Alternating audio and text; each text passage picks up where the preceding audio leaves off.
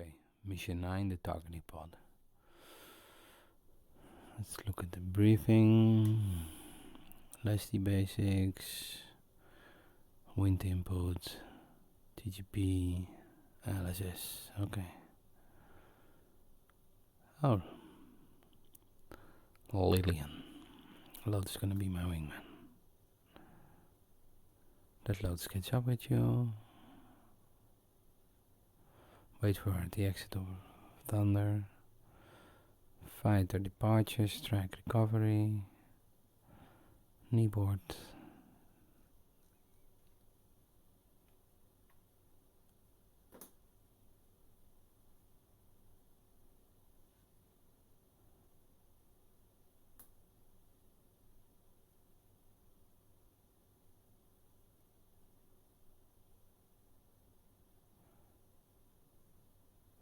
Vandal 69 or Vandal 69 to play with the LSS mode.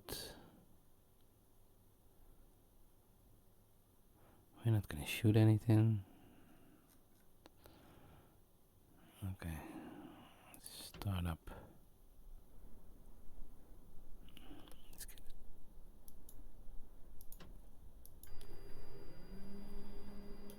start up the APU. APU gen, and turn on your radios. I don't know.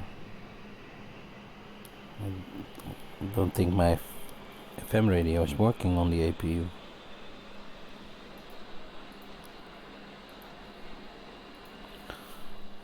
Let's just have a look.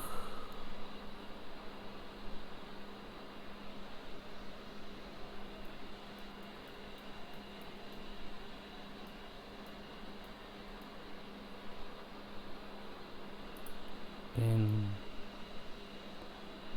weather,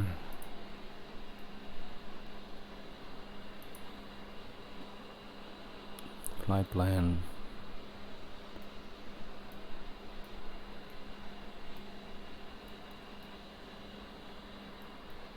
let's see if there is a departure.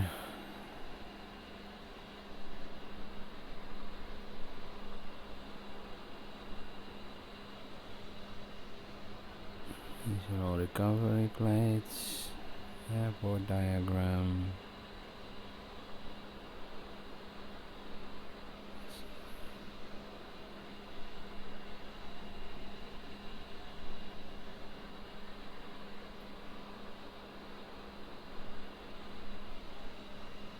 No. Okay, let's go and clear off number 1. Set up element 33.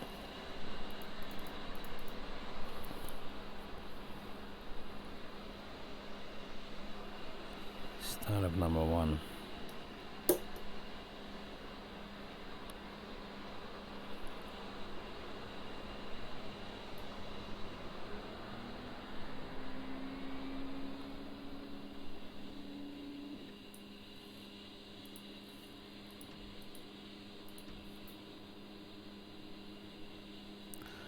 One starting up.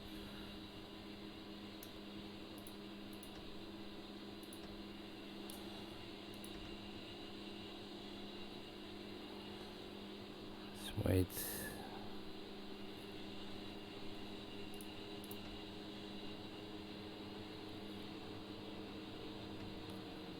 There we go.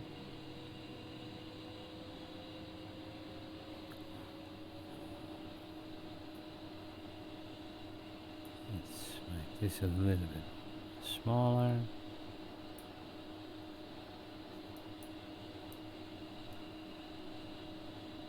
Let's put it right there.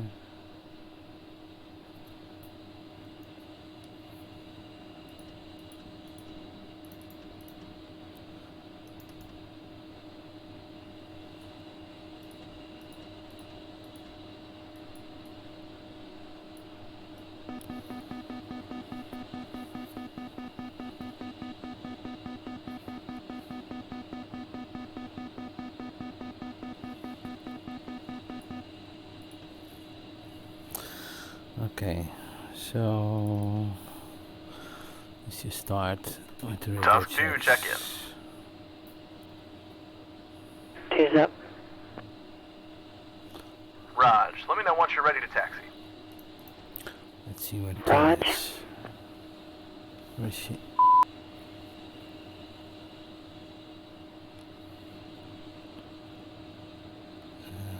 Viper's taking off.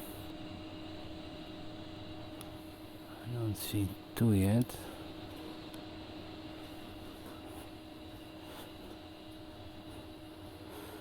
Clearance. Okay, let's go to clearance. 289.4.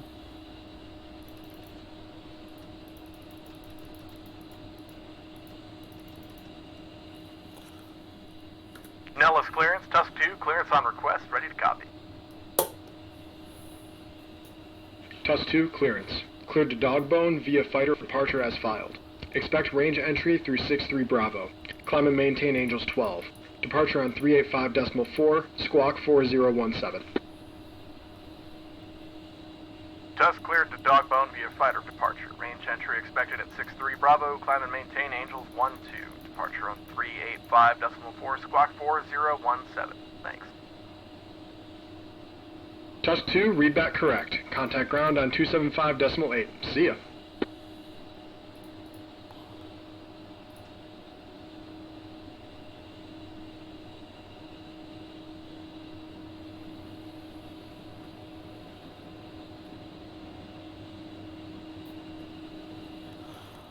What was that? 305.8.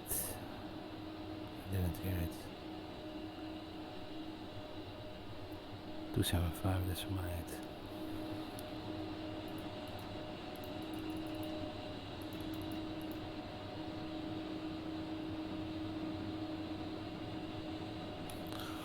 Okay.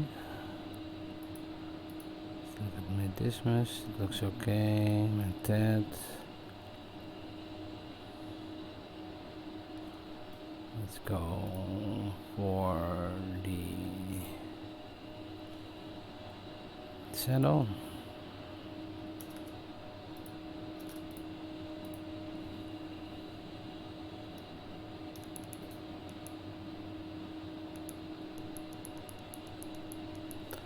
So I don't know where she is.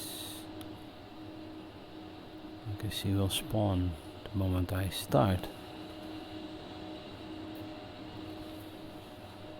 8, who is that? F-16. Okay.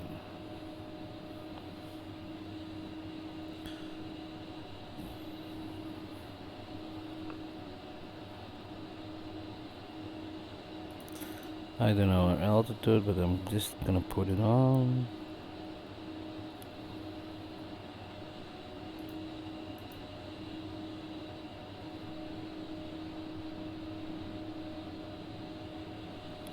I don't need Tekken or eyelash at the moment, so I'm gonna leave that off.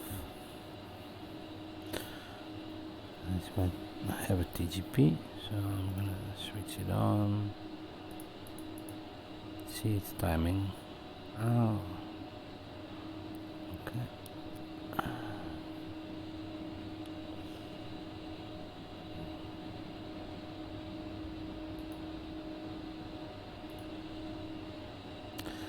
Alignment is ready.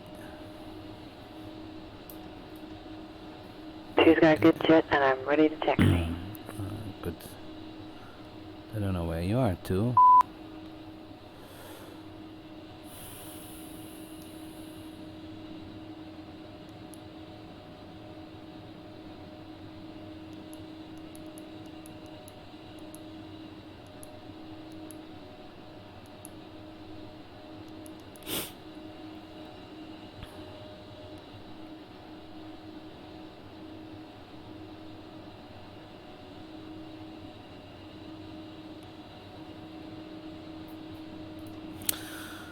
Well, let's just go.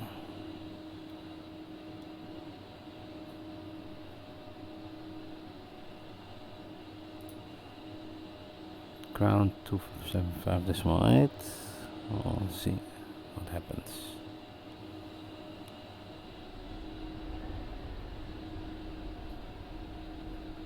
Brakes.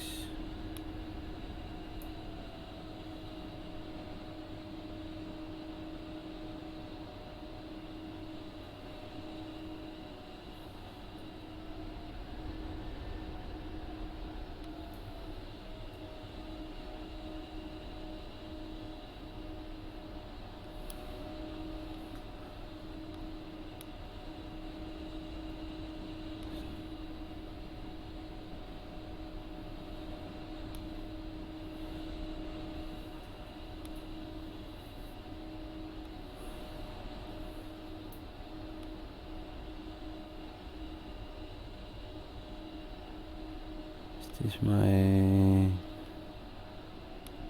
Let's just wait here for 2.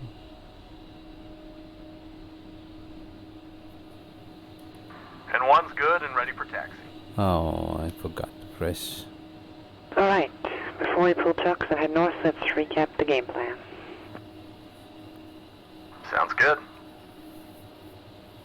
The plan is to head up to the Dogbone Lake area and do some work with the targeting pod. This will be the meat and potatoes portion of today's sortie. We'll be going over a lot of things, so just pay attention and keep up. We'll also talk about LASTE, which Biff should revisit on a later sortie. He also wanted me to do a quick recap on fencing in and out.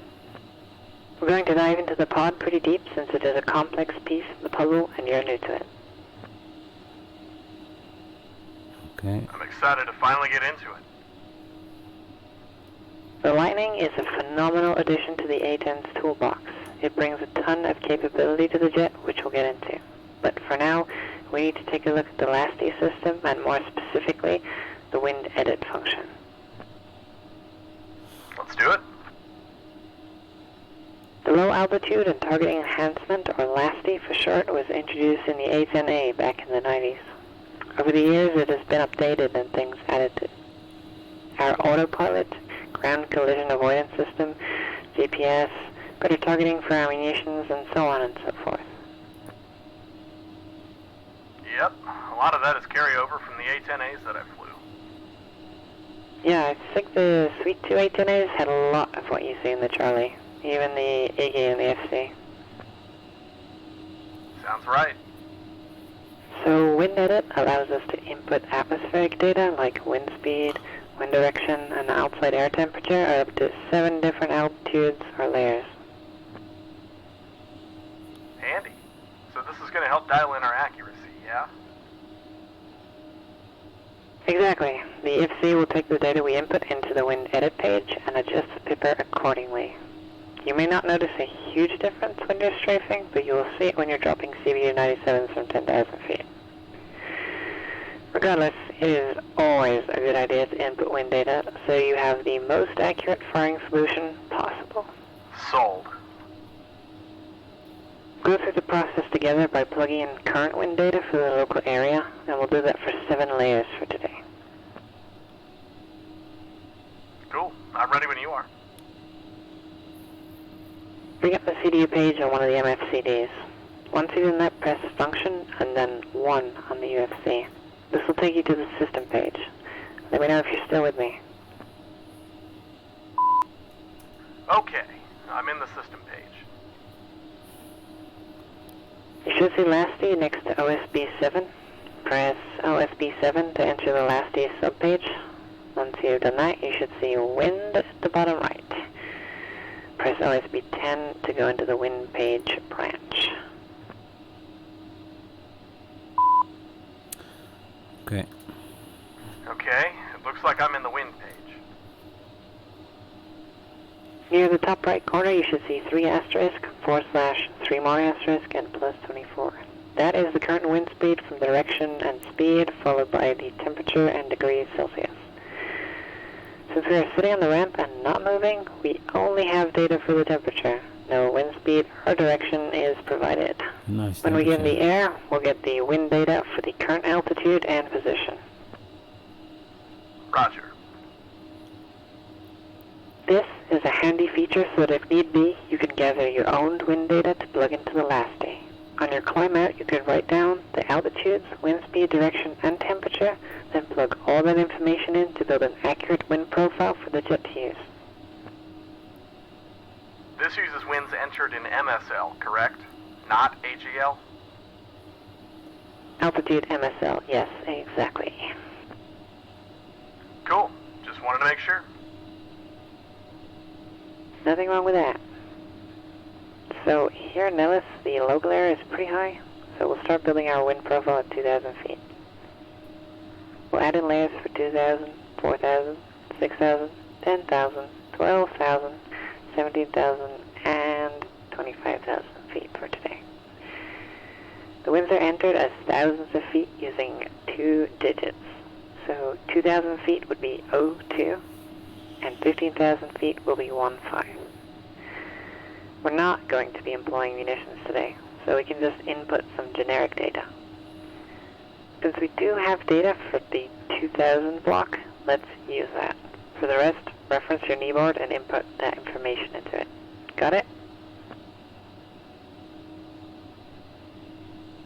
So far. Good. First, we have to put in all of our wind levels, then we have to go into the wind edit page and add in the wind data. Let's go ahead and input those altitudes. To do that, type 02 on the UFC, then hit OSB 18 to put 02 in the top entry. You should see that 02 fill in right under Alt. Yes? Mm-hmm. Affirm. Next, type in 04 and press OSB 17, then 06 and OSB 16, which should fill up all of our spots for entry, yeah? Yeah, looks that way. No problem. Press function and the data rocker up on the UFC to go to page 2 of the wind page branch.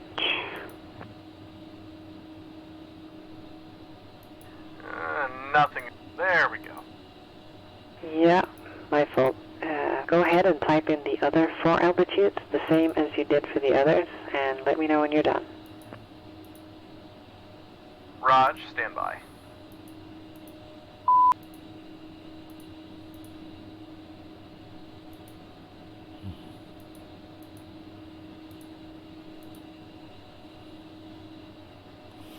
Why can I not just use my page here? Yeah.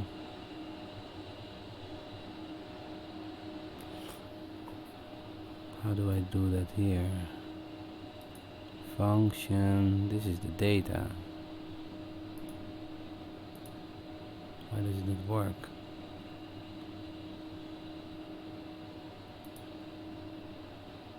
Function, data, oh now it works.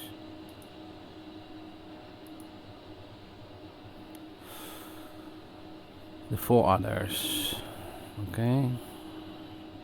2, 4, 6, so 10, 12, 17, 25.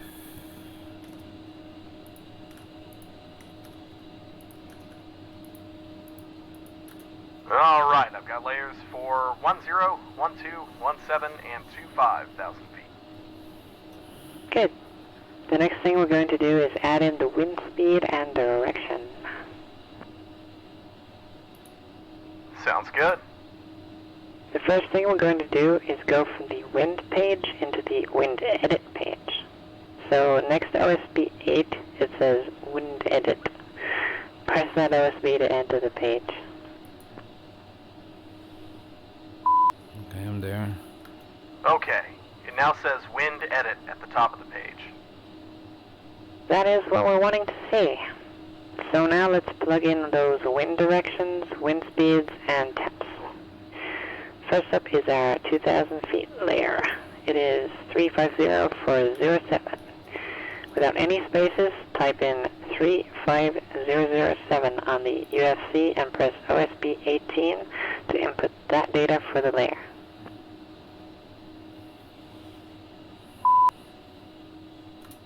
Done. 350/07. Next will be the temperature, and it is 24 degrees at 2,000 feet. To input that, type in 24 into the UFC and press OSB 8 to put it into that field.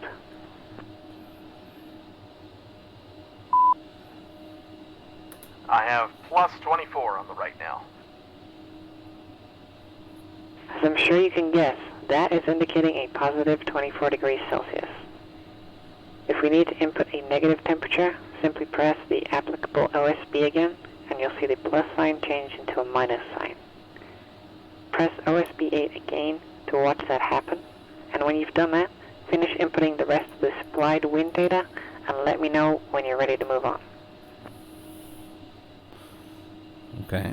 Raj, stand by. So, Talking about all this made me think to add, if you ever need to check the magnetic deviation, it's really easy. On the USA, just press function, then hat.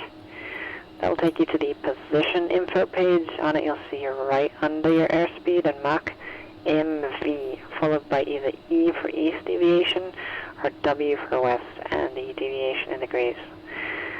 Sorry, keep punching in the winds and I'll leave you alone. yeah. You're fine, you're fine. No. Thank you for that. No problem. Heck, what was that? Function heck. That I did.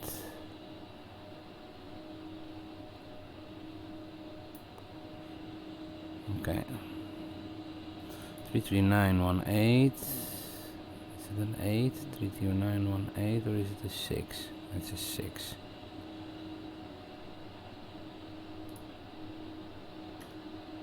Three 3916, but I need to be, of course, in another page.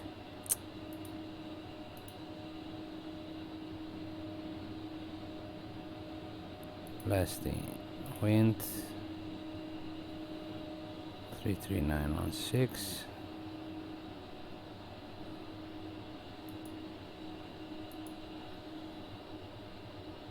At 6,000 feet.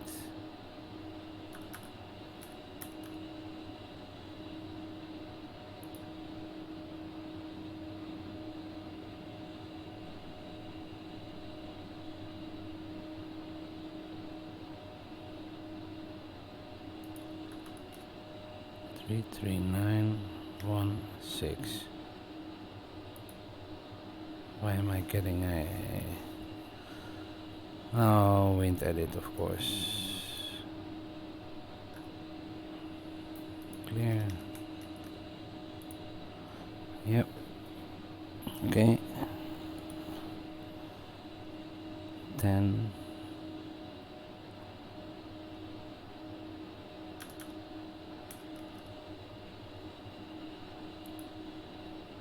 For 10.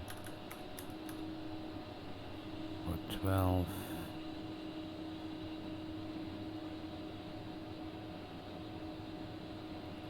Two 8012 and 23323, and then I need to add the temperatures.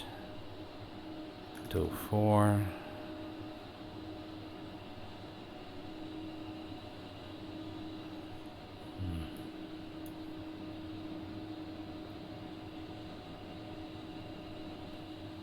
Why is this?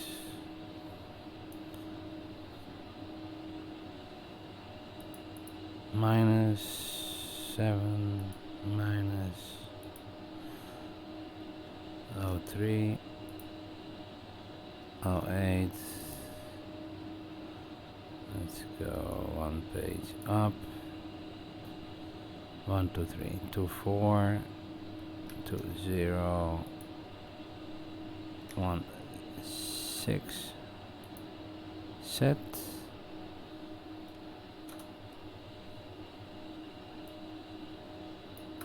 Alright, fill in winds data for all 7 layers. Nice. I guess we're ready to taxi then. Call ground and I'll follow you out. Wait, did you hit up clearance delivery already? Yeah, let's go for it. Affirm. Okay, just making sure. Why am I not checking ATIS? 270. Small one.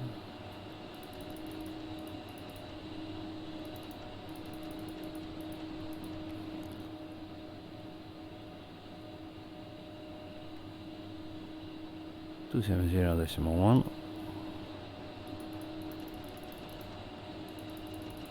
Altimeter 30.09. Runways in use 03 right, 21 left. Expect visual approach. Acknowledge receipt of information Papa and advise aircraft type on first contact. Nellis AFB information Papa, time 1455.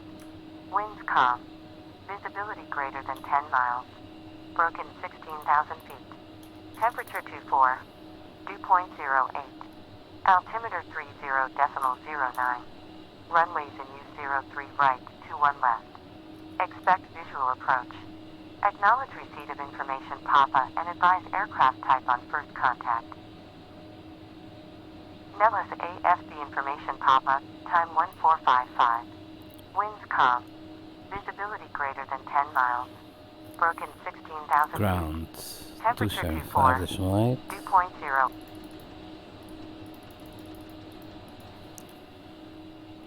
Nellis ground, Tusk 2 is 2 A-10s at Thunder with Papa and ready for taxi to 03 right.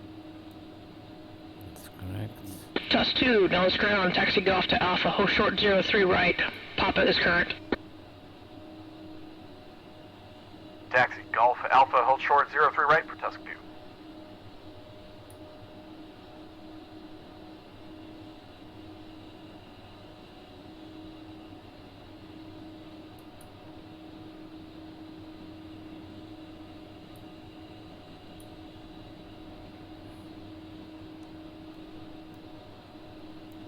Okay, so now I have to wait. Something going on. Oh, she's behind me now. Let's look.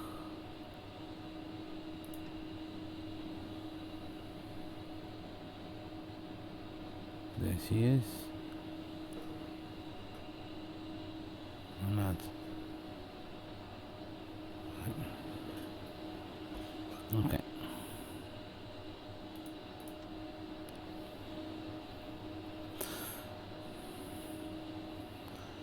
Let's check our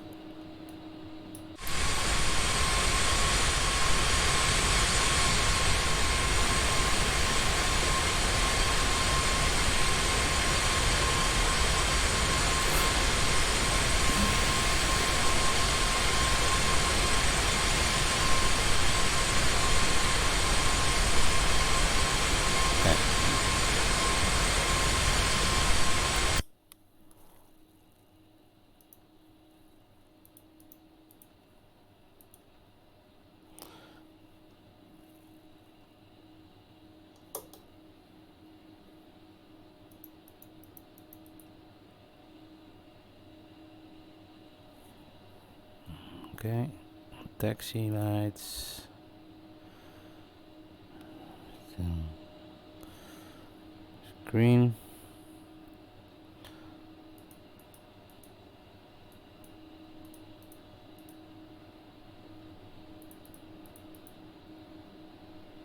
There we go.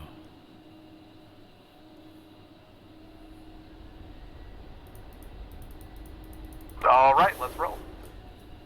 Two.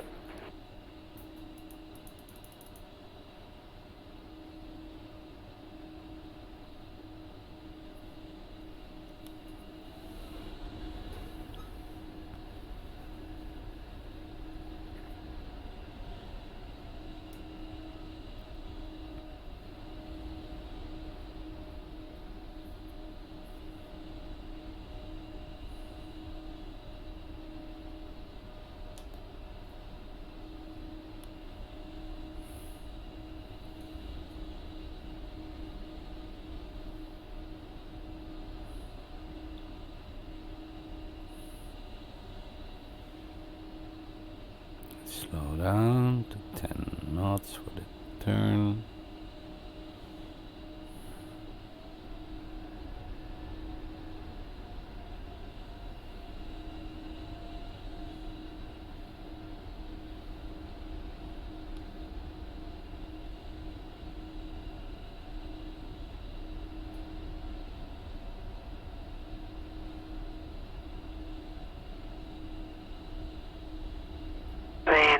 miss the Viper sometimes.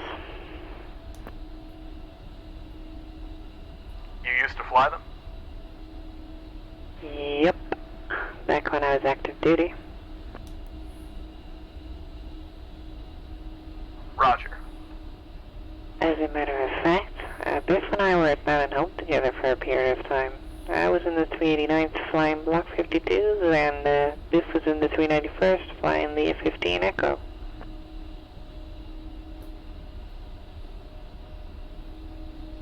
Nice. Did you guys know each other very well? Not particularly well. Ah, okay. Gotcha.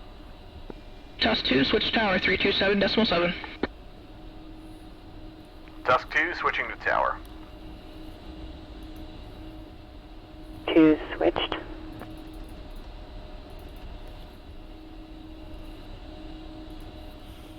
Three two 7.7.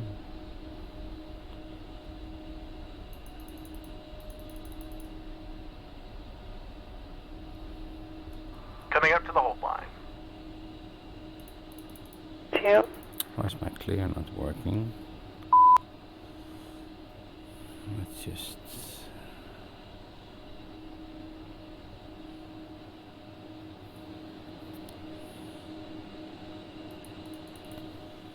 It's very weird.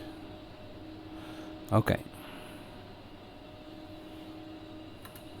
Nellis Tower, Tusk 2, holding 03 right at Alpha. Tusk 2, winds are calm. Clear for takeoff 03 right. Tusk 2, clear for takeoff 03 right. Okay. Where's the Viper? There was a Viper in the air. Let's look on the TED.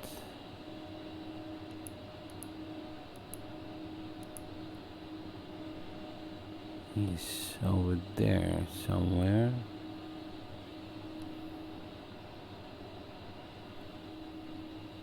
Seven miles out, okay.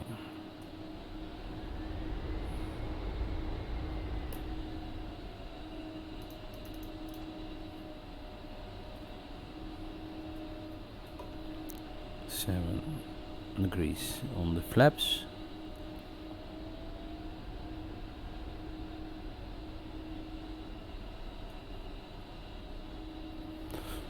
She'll be waiting there.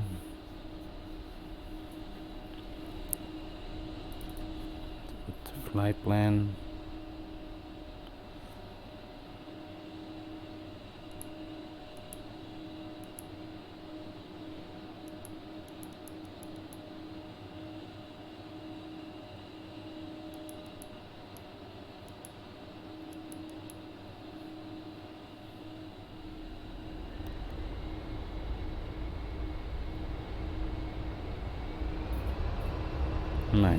In the green.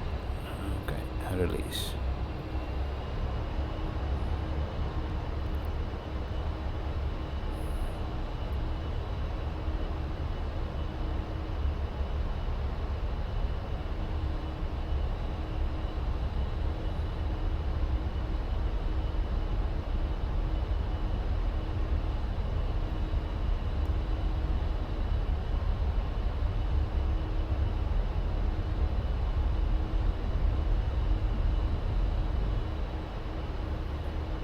Okay. Gear up. Flaps up. Lights. Go to one fighter.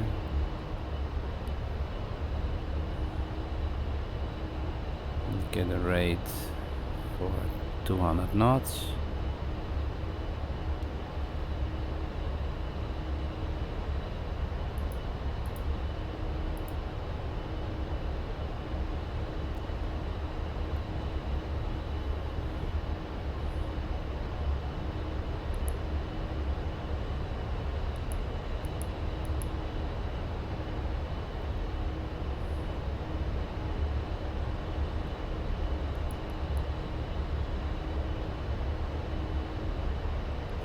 Make a right hand turn, it's clear.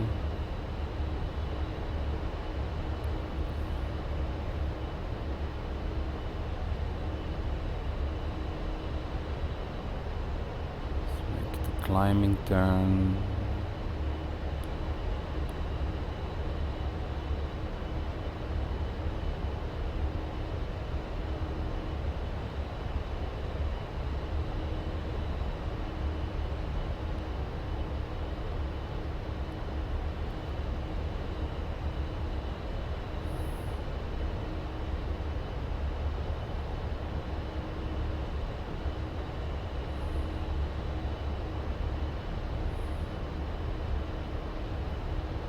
Okay, pitch for 200 knots.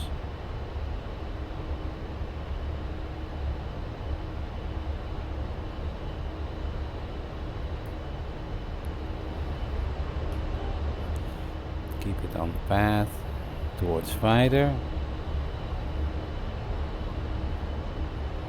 She's starting up, she's waiting.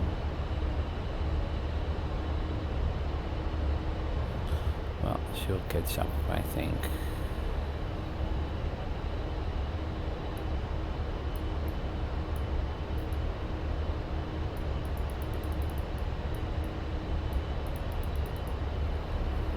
Okay.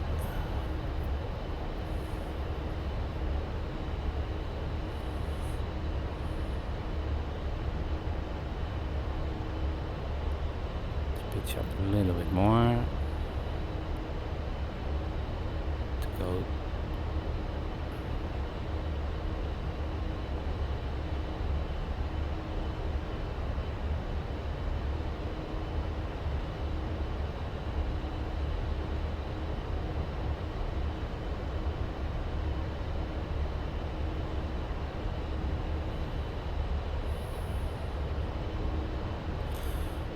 Gonna pitch up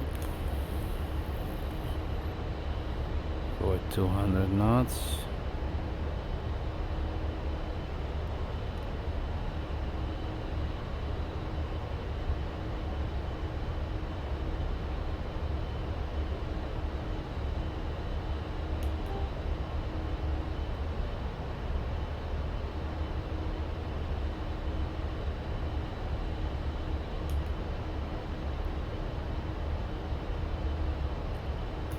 Pitch up 7 degrees.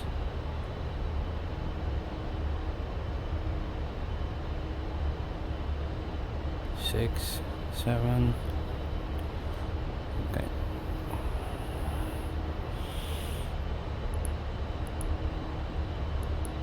Let's get on the green line. 2 is rolling.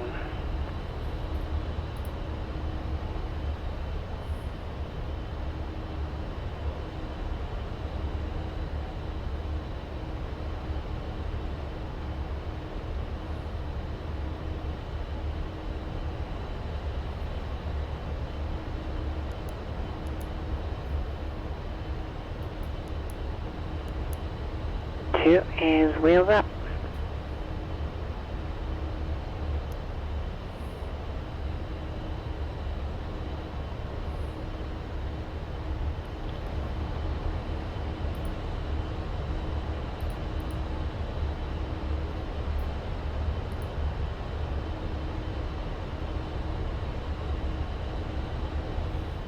Okay.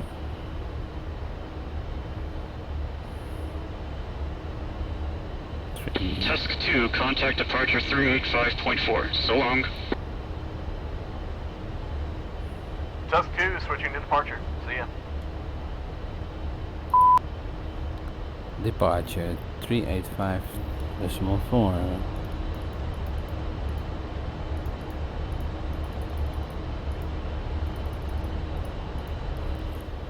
Okay. Nellis departure, Tusk 2. Tusk 2, go for departure.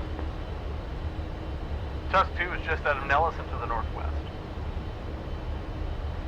Tusk 2, radar contact. Continue direct for Fighter 4, maintain Angels 14. Direct for Fighter, climb and maintain Angels 14, Tusk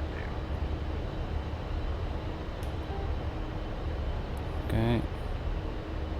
Reduce speed.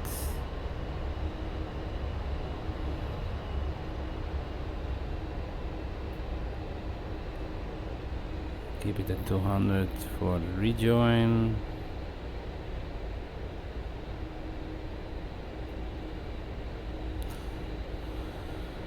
So let's see, why is my CDI not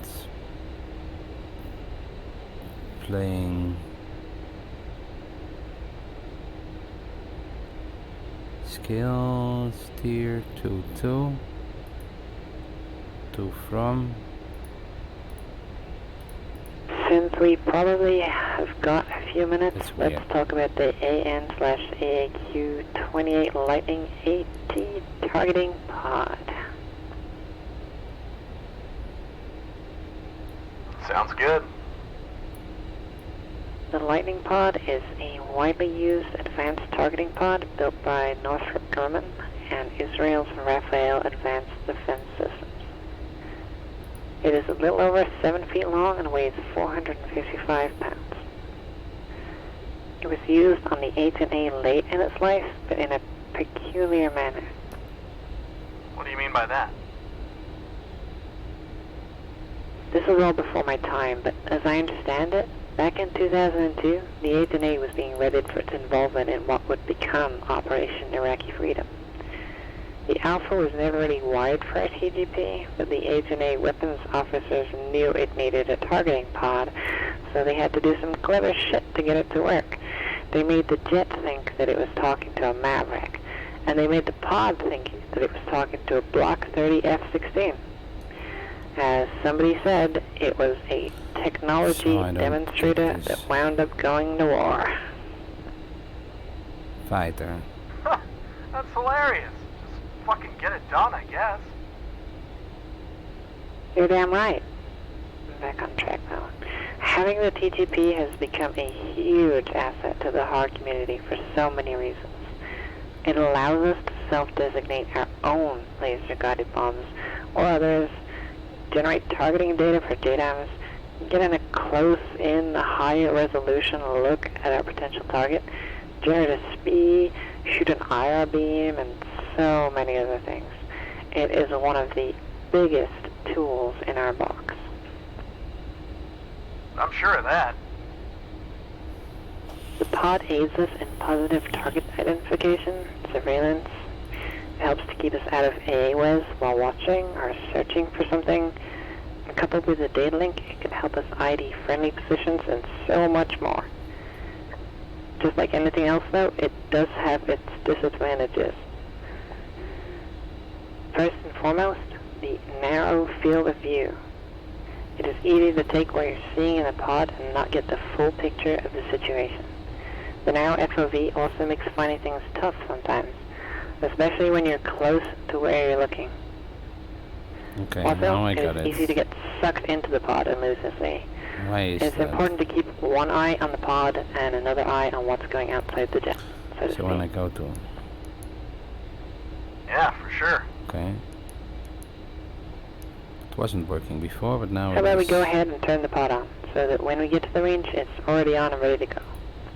Okay, it's on. Sounds good. On the AHCP, I'll find the TGP switch. Go ahead and put it into the on position. This will power up the pod and start cooling off the flare. This process takes about a minute before the pod is fully up and ready to use. As a matter of fact, go ahead and put the TGP page up on one of the MFCDs. Yeah, it's already up, and it's on the MFCDs. Okay, TG page is up and the TGP switch is in the on position. Okay, I'm gonna speed up a little bit Yeah. because I'm... So right now you should see not timed out being displayed over a black background. As it comes online, that background will change to gray. When that happens, you'll see some OSB options Warning, appear. autopilot. Text telling you about version numbers and stuff will also appear. Steer to... After that, Two. the stuff in the center of the screen will disappear, and it will go back to a black background. And a Oh. green box around standby will appear near OSB 3. This indicates that the pod is on and ready to be used, but in standby mode. Copy all. We'll pause the lesson now and pick it back up once we get to dog bone. Okay. Roger.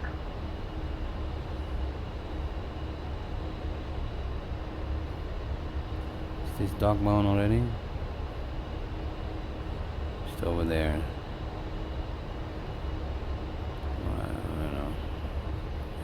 airfield, APC, it's over there. That's the dog bone. TUS 2, contact Blackjack at 377.8.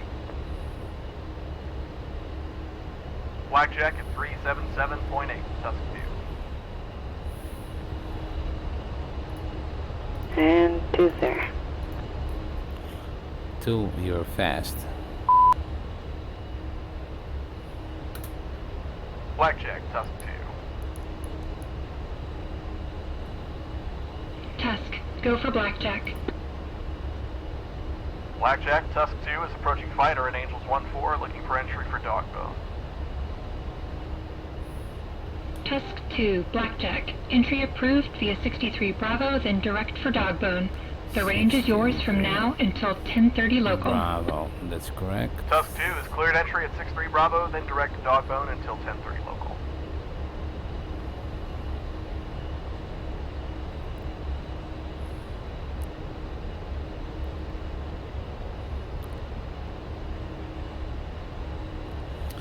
Why can I not? Good. Let's fence in. Okay. Spacebar when I'm fenced in. Laser, gun, lights.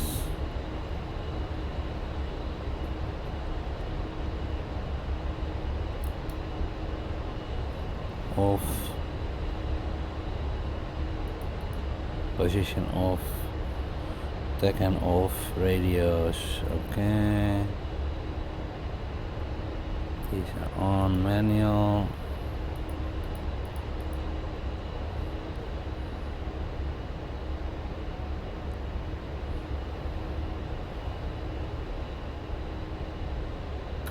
Roger, lead is fenced in.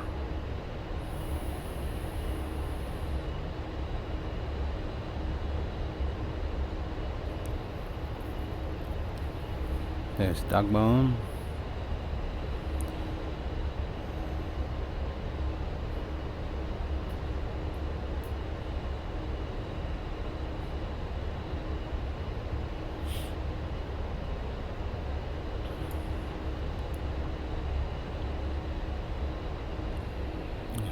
Almost here.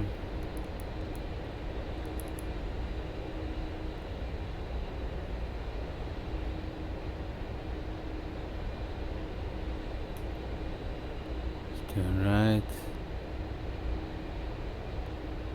towards orbit point.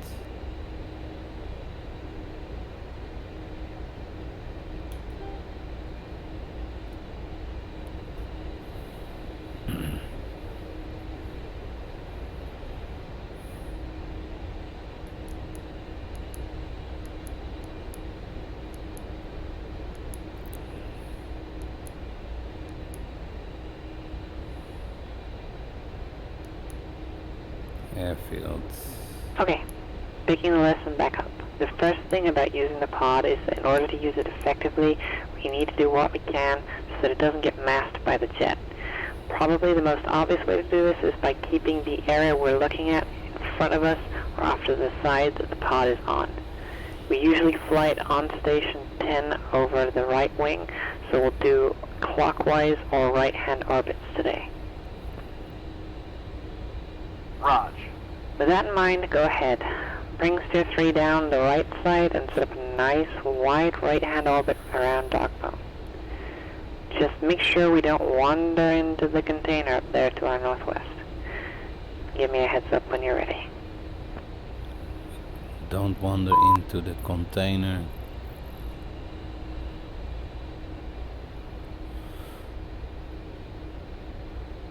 Bring Steer 3 down the right side.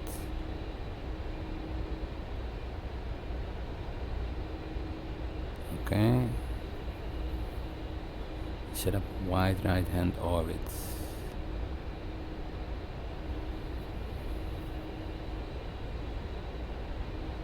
So we are going to Steer 3 first.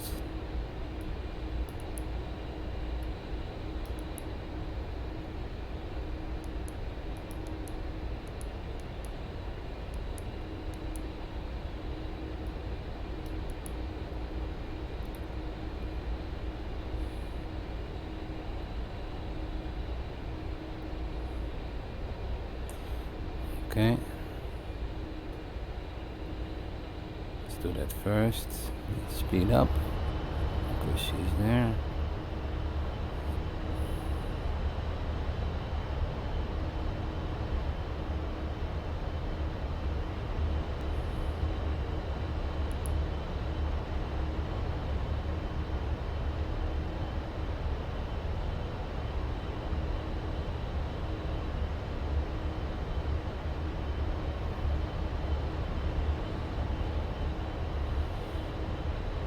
Go a little bit to the left of steer 3.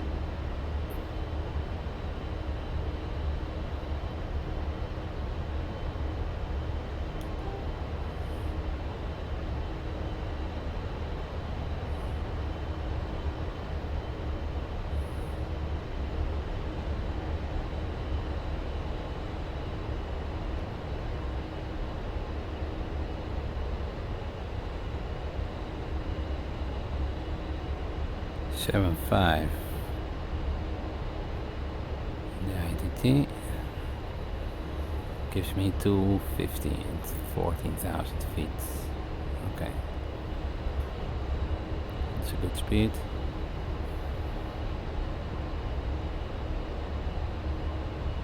It's going on over there.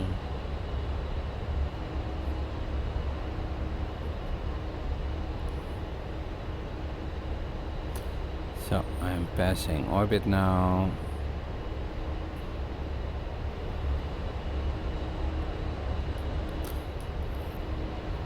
Put it in altitude hold. Let's go for 20-degree angle.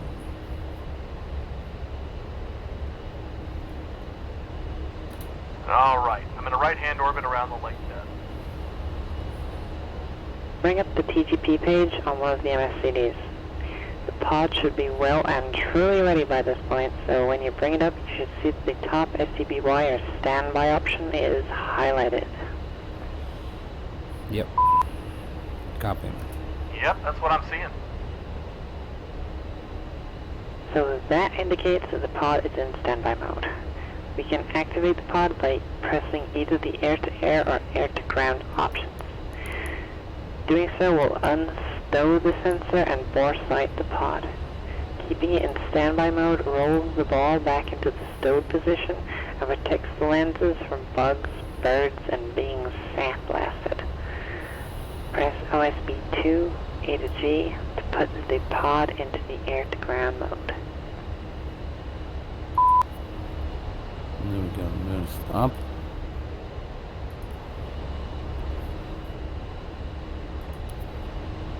It moves down. Yeah, well, it's never knew. Whoop.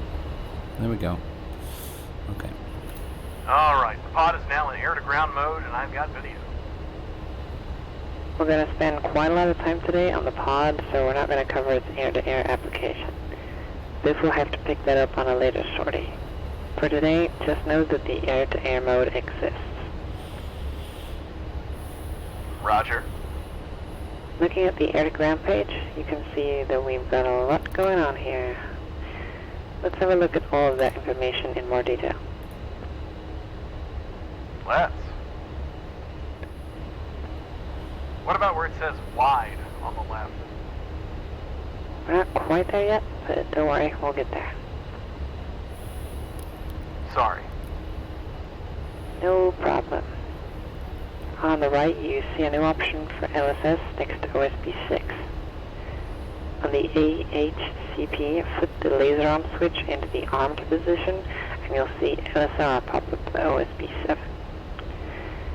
Give me a heads up when you've done that. Flip the laser arm switch. Well, I already armed it because we fenced in.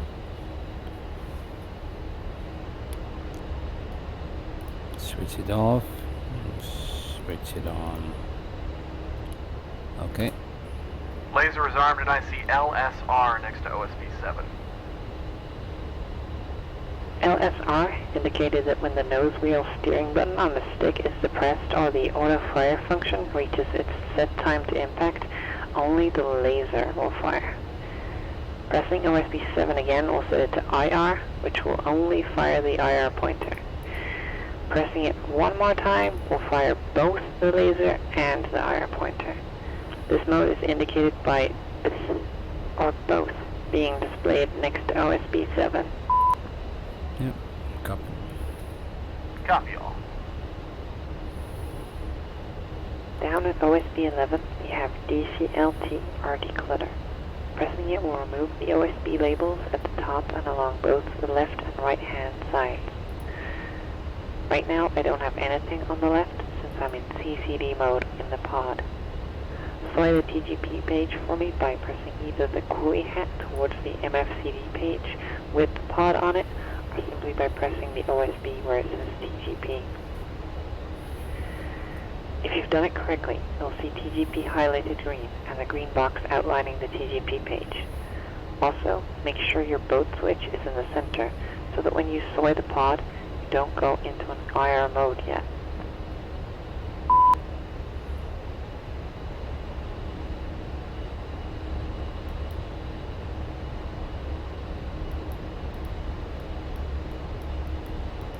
So the boat switch is in the center.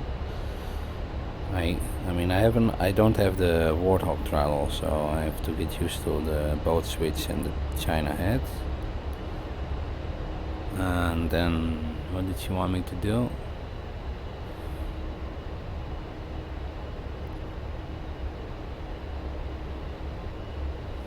SOI the TGP page for me by either pressing the coolie head forwards, the MFCD page with the pod on it. Oh, saw it. There we go.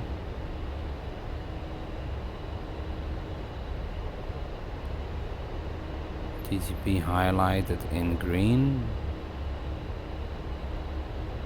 Green box outlining the TGP page. Yeah, that I got.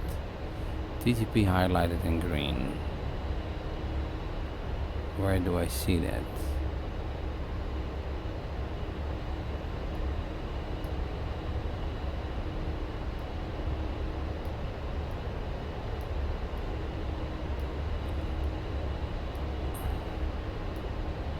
I don't see TGP highlighted in green. It's here, it's already in green, but it stays green. Okay. TGP is set as SOI. I'd like you to slave your TGP to steer 4. This way we can both be looking at the same thing and ensure the pod is looking at something and not just boresighted ahead of us. To do this, make sure you have steer 4 selected and then simply hold China hat F long and it should drive the sensor to it. Give me a heads up once you're good. Okay.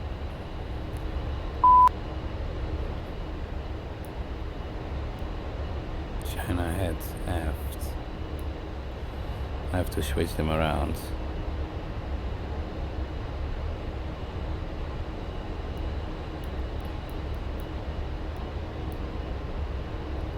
Let me do this real quick. China head aft. I want it to go up. No. Down. Adjust controls. China head forward. Clear. This I want forward. HOTAS China head aft. I want this one, okay. China head aft, okay. And visual on the airfield on the lake bed. Good. Slew the pod and have a look around the field. As you do this, have a glance over at the TAD. There you'll see a green diamond. The diamond indicates where the pod is looking. Once you're ready to move on, hold China hat F long to drive the pod back onto steer 4 and let me know.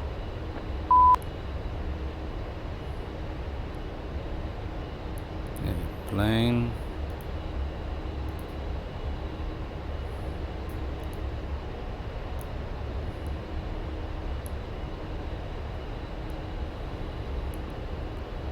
fuel. It's over there. Another truck.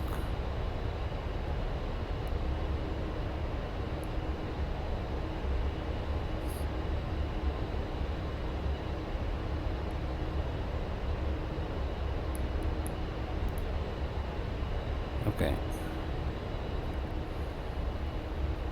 China at F long to drive the pod back to steer. Oh, let's just slew it somewhere, and there we go. China at F. Yep. Okay, I'm back to looking at Steer 4 and ready to press. There will be times when we need to boresight the pod. In the older suites of the A-10C, China hat F short would unwind and boresight the pod. I tell you this because there are still some of the older jets out on the line that have not yet been upgraded. In the newer suites, we boresight the pod through the TGP page on the MFCD. In these newer jets, OSB 5 will be labeled B-S with a number below it. That number is the mils below the zero sightline of the jet. The default is minus 150. You can adjust this value by typing in the desired depression into the UFC and then hitting OSB 5 to input that number. Go ahead and boresight the pod for me. After you've done so, you'll need to slave the TGP back to the Markpoint or the Steerpoint. Re-boresight the pod, then slave it back to the Steerpoint for me, and then we'll move on to the next thing.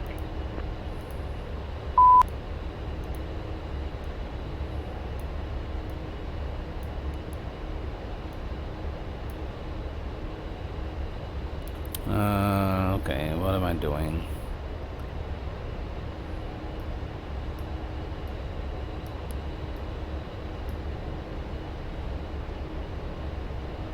I'm being masked right now. I'm masking myself.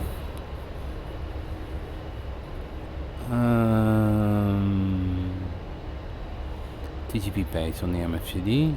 In these newer jets, OSB 5 will be labeled BS with a number. No.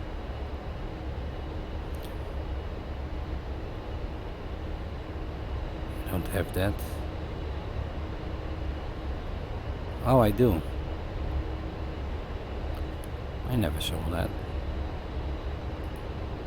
Boresight. Nice. You can adjust this value by typing in the desired depression into the UFC and then hitting OSB 5. Okay. 500. Oop.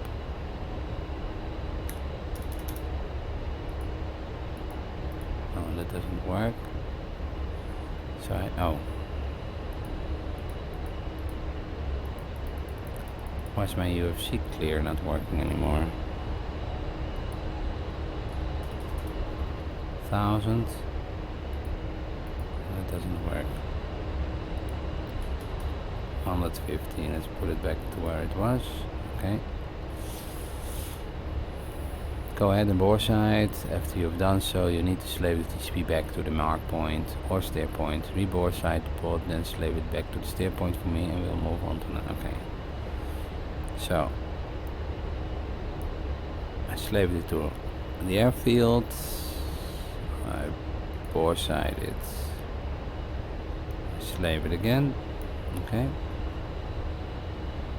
There we go. Let me move on. I boresighted the pod, and now I'm looking back at the steer. Nice. Next, let's mess around with China hat forward. Pressing forward short will cycle between wide and narrow field of view. And since we're playing with the zoom levels, pressing DMS up and down on the stick will zoom in and out of both field of view modes. Pressing China hat forward long will slave all sensors, including your targeting pod, to your SPI. Have a go with switching between the field of view and zooming in and out. When you're happy, we'll press on to the next item. Okay, let's just have a look. I did it just now, but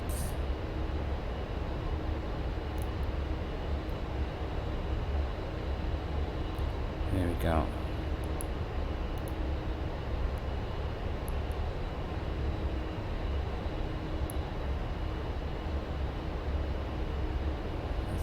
boresight it.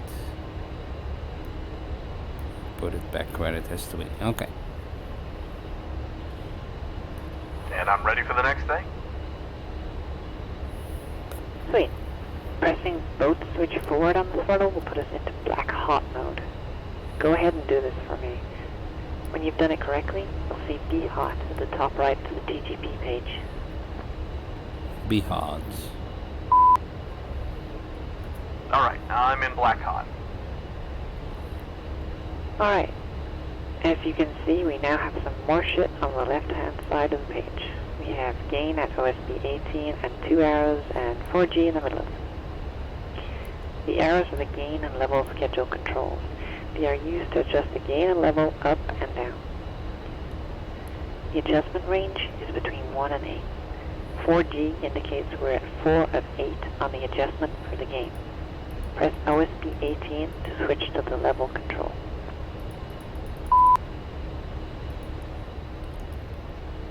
OSB to switch to level control. What's level control? 18.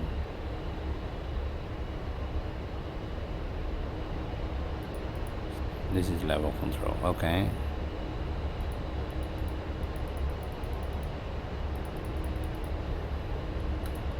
Okay, I see LVL next to OSB 18 now. Perfect. This indicates you can now adjust your level. Adjusting both the gain and level will help you fine-tune the picture. It's kind of like adjusting the brightness, sharpness, contrast, and all of that on your TV. Adjusting these values will help you distinguish between objects, making things stand out more, and even help your pod in tracking a moving target. Don't be afraid to get in there and mess with these to make your job easier. As a matter of fact, go ahead and take a minute or two and we'll have a go at playing with them. See how they both change the quality of the picture.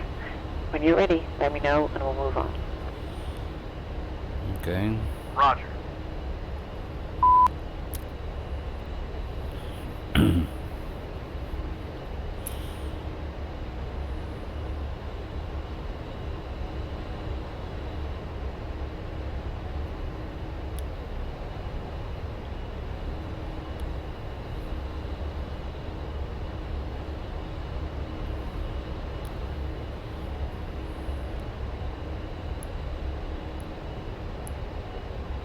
Let's just toy with this truck.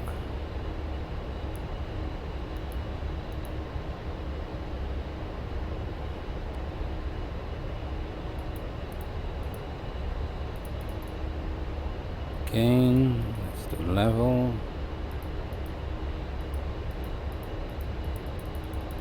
Level 0, gain 0.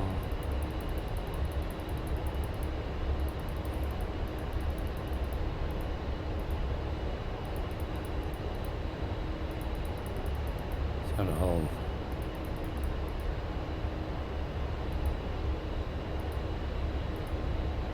okay, I'm happy. Okay, I've had enough fun.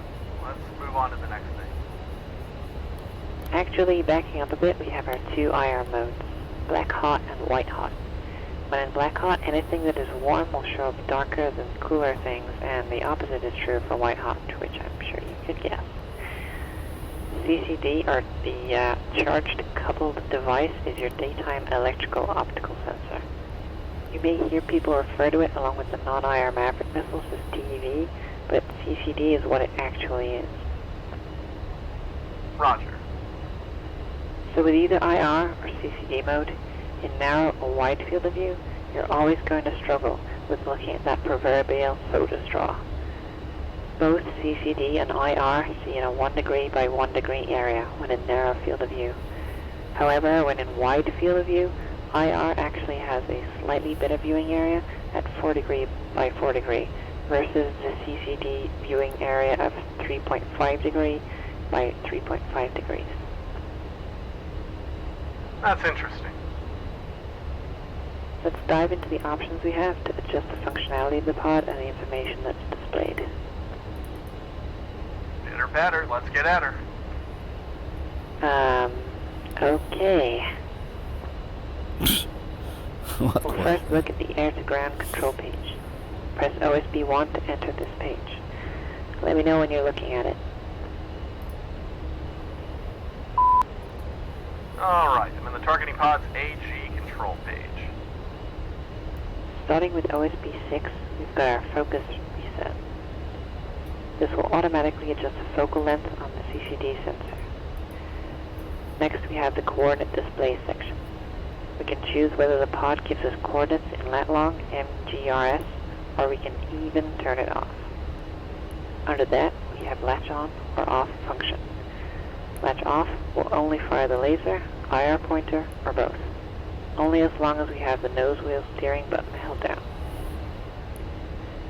Latch on fires it till it's shut off. So with latch on, we press and release nose wheel steering. This will fire the laser. The pod will continuously fire until we press nose wheel steering again to shut it back off. With me so far? I'm with you.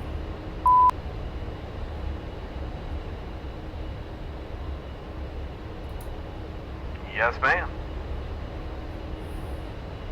OSB 9 is where we'll find our yardstick option. It can either be set to metric, which is displayed in meters, or we switch it over to the Imperial System, labeled as US, which will display in feet. OSB 10 is for the gain control, which we're not going to mess with, and we're not messing with the clear interrogation on OSB 16 if you're in CCD mode. Okay. Roger. Hang with me, we'll get you playing with the pod in a little bit. It's fine. I know we need to cover all of this and that, and it is all important. It is. Okay, OBS or OSB 17 has our laser spot search code. The value that we put in here will be the pulse repetition frequency that the lightning pod will look for when we activate the LSS function. It will be important to input the correct code, otherwise if you've got the default code of 1688 in there, but the laser source you're looking for is shooting for a PRF of 1121, your pod will never find it. Right up above it we've got L at OSB 18. This is the PRF that our pod will shoot. Here it will be important to make sure the PRF your pod is shooting matches what the MAU 169s on the front of your G12s are looking for, or your wingman's bombs if you're buddy lazy. We adjust both through the UFC, and we'll do that here in a few minutes.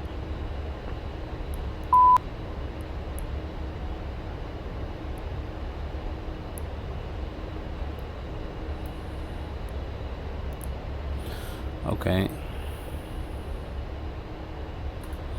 Raj. The last thing we'll see here in the control page is the TGP attitude advisory function at OSB 20. This function allows us to input an altitude in feet from 0 feet all the way up to 65,000 feet, which may be a little optimistic for the HUD community since we still haven't gotten the funding for our pressure suits. Can you imagine? Stepping to the jet in the bread vans with the lazy boy recliners in the back, in a full astronaut suit like the U-2 and SR-71 pilots? That'd be awesome. Anyway, back to the TAAF function. Put in an altitude we don't want to go below, let's say 18,500 feet. If we dip down to 18,500 feet and throw in more than 75 degrees of bank with a pitch of less than 0 degrees, we'll get a big red box across both of our MSCDs that says check attitude. We'll also get the same thing if we exceed minus 20 degrees of pitch angle below that altitude, regardless of our bank angle. Okay, how do we do that? Type in 18500 on the UFC, and then press OSB 20 to input that. You should see 18500 under the TAAF if you did it correctly. Good to go? Wonderful. Actually, let's go ahead and get the pod configured for what we're going to be doing today. So you've got the attitude advisory set up. Let's set up the PRS. I'm going to have you go with 1222 and I'll go with 1221. On the USC, type in 1222 and then press OSB 18 to input that for L. Okay, set. 1222 set. Now input my PRF of 1221 for the spot search. Done. Continuing our way around the control page, switch out units to USA, latch to on, and set chords to MGRS on OSBs 9, 8, and 7 respectively. Okay, did that. Switch out units to USA. Okay. Let's do on and set chords to MGRS. Okay. Got it.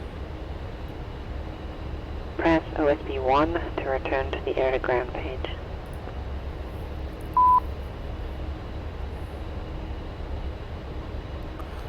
Yep, I'm there. Done. Alright, let's go over some of the symbology we see displayed on the targeting pod page. Starting from the top left, we have our field of view indication, which will say either wide or narrow, depending on what you're in, and just above that we have OZ. This is our zoom factor. 0 is zoomed all the way out, while a factor of 9 is zoomed all the way in. 2Z I am. Narrow, but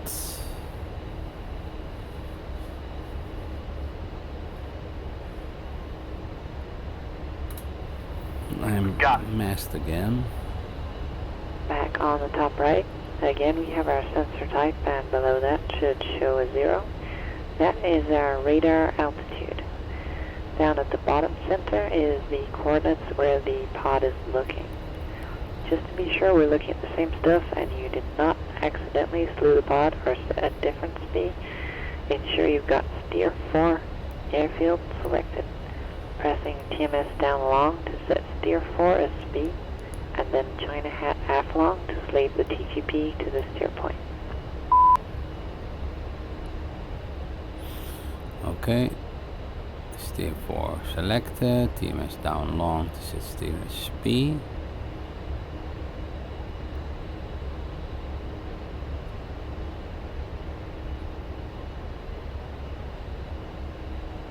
Then China had F long.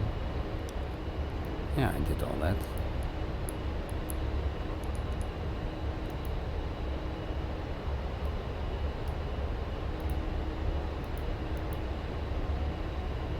Okay. Alright, looking at Steer 4. Good. We should now see our MGRS coords. 11 Sierra Papa Alpha 381711. Between the chords and the bottom OSB labels, you should see the elevation of where the pod is looking. If you slew the pod to a steer point, it will display the steer point's altitude. If you slew the pod anywhere else, you'll see the surface elevation of whatever is in the center of the crosshair.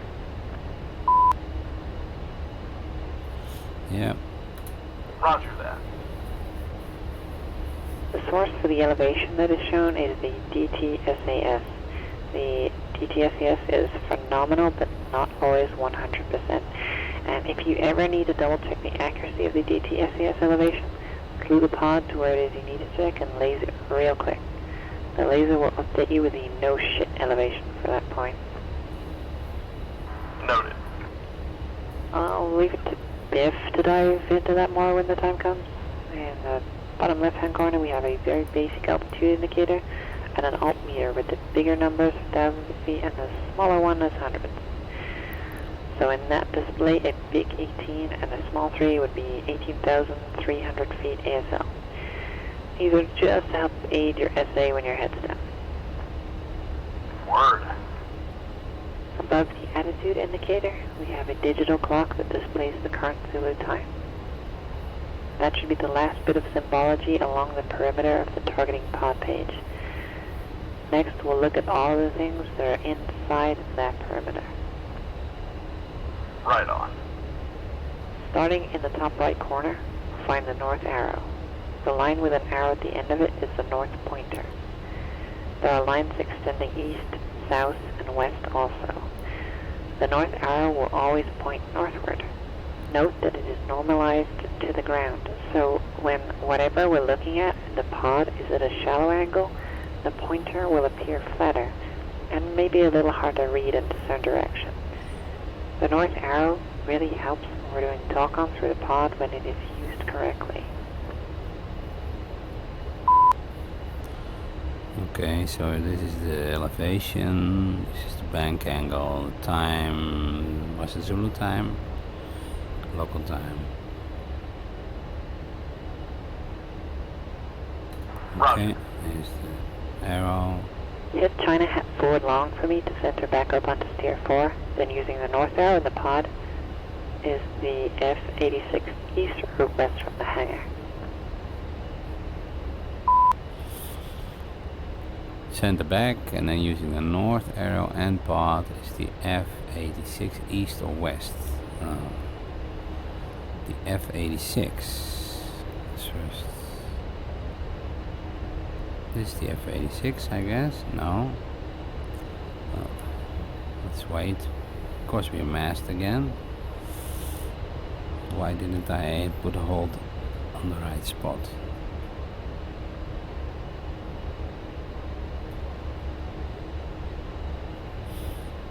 Let's just do that.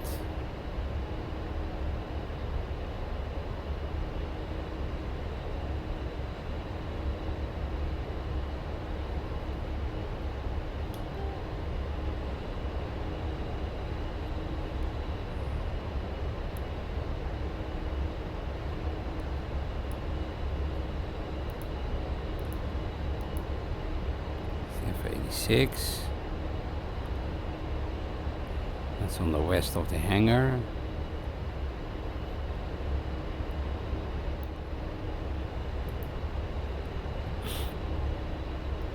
Options. Take 10. Take 2. The airplane is to the west of the hangar. Correct. It is in fact to the west. In the middle of the right hand side we have the yardstick numeric. This value is either in feet or meters depending on what you have it set to in the options. The yardstick itself is the ground distance covered by one of the right horizontal line in the crosshair. Understood.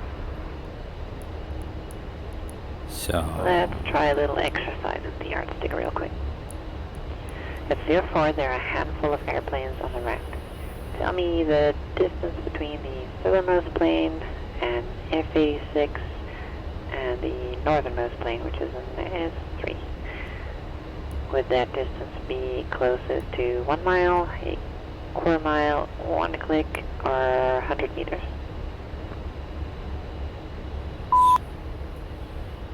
one click or 100 meters. A click is a kilometer. 1 mile, quarter mile. 1 mile is, I think it was 6,000 feet. Right.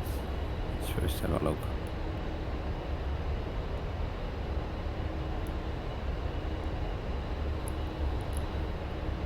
Where am I looking?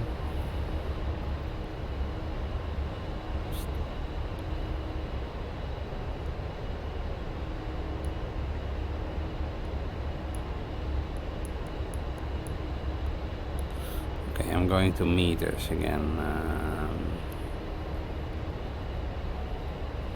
How am I? Control metric turn. What did she want? 100 meters or a kilometer? No, it's about 100 meters.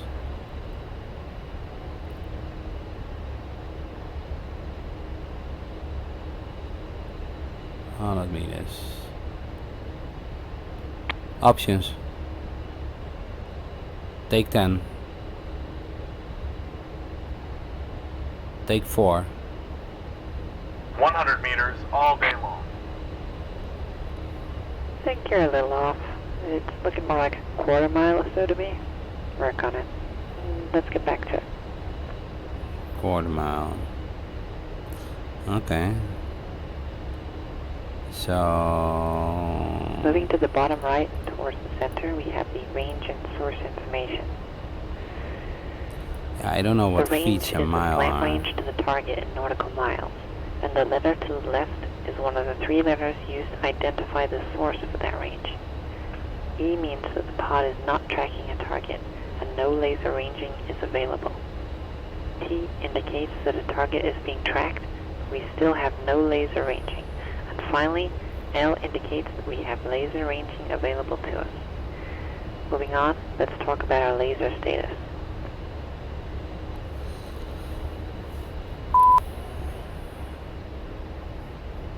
Range and source, south, source information. Range is slant range to the target in nautical miles.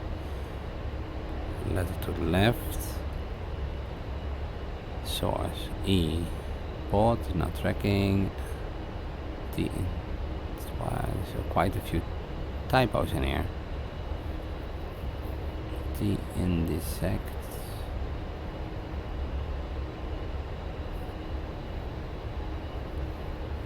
There are, whoa, there's really a lot of, okay, doesn't matter. Yes, let's. To the left of the range and source info, we'll find the laser status.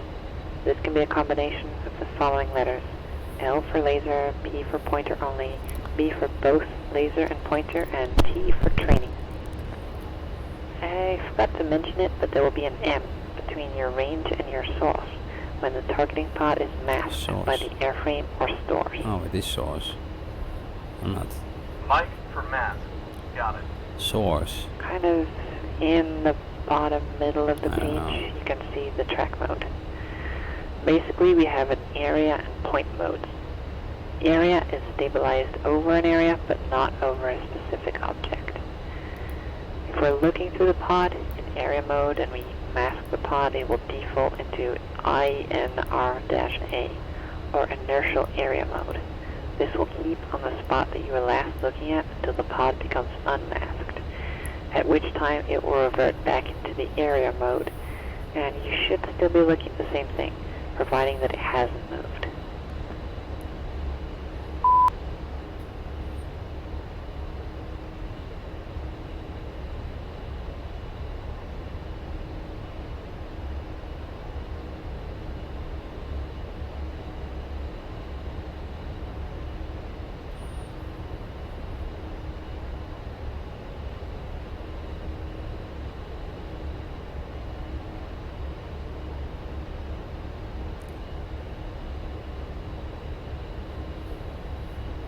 Yeah, okay, that I understand. Very cool. Point mode will stabilize on and track a specific target, even if it's moving or stops moving. When in point mode, you should also see a box over the track in the TGP. If the pod goes masked while you're looking at a target in point mode, it will go into the INR-P mode. This is the inertial point mode. If the target is moving when the pod goes masked, the pod will continue to follow the lasting direction and speed. If the target continues in the same direction and speed, when you come unmasked it should be right there. However, if it stops, turns, or stops moving in another direction, you may have to search around to find it. Okay. That's a nice feature. Roger. In the bottom left, we've got a 1, which indicates our INS performance rating. In the top left, we see M1. This is the select mask shape for the A-10C. So long as you're flying the hog, you should always see M1. M1 always for the A-10. Got it. In the center of the TGP air-to-ground page is the crosshair. There are a few variations of the crosshair. I'm seeing M4. If you're ready, we can have a look at With those. M1.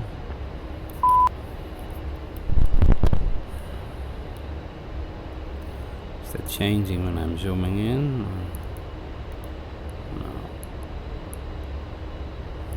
Okay. Always. Let's do it. At its simplest form, we have the straight-lined crosshair with an opening in the center. This represents an area tracked reticle.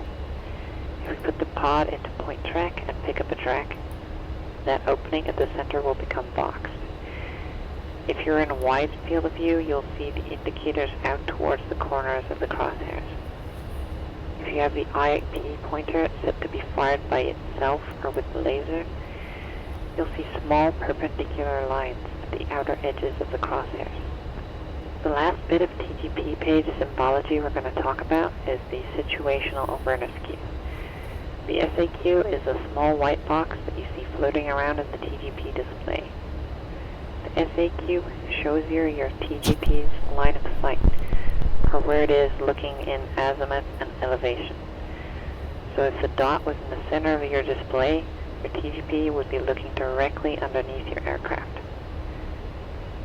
If the dot was halfway between the center and the edge of the display at the 3 o'clock position, the pod would be looking at a 45-degree downward angle off your right wing. Does that make sense? Yep.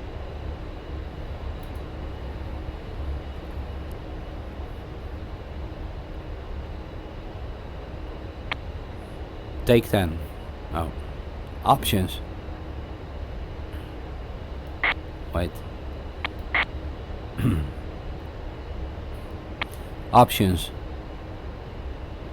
Take 10. Take 1.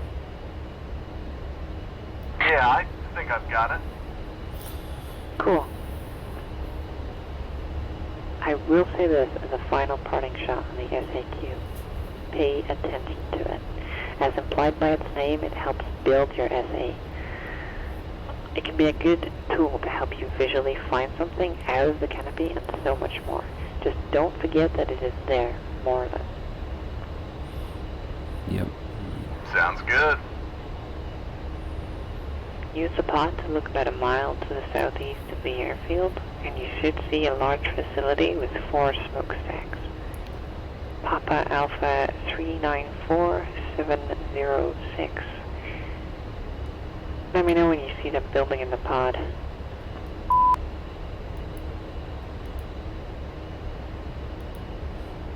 What does he want? Southeast, 1 mile. Southeast, 1 mile. So we go, first we go back to the airfield. There we go. Southeast.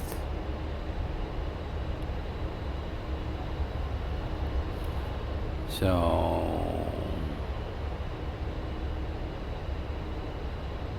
it's not that one, right? Oh, it is that one. Is that southeast? It's more to the east.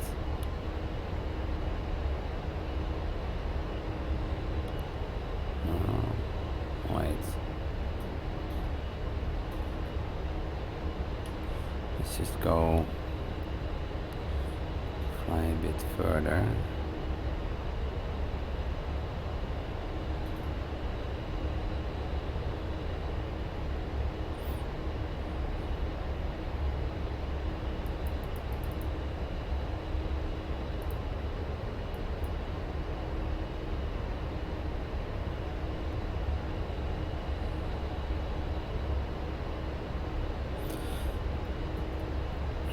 Okay.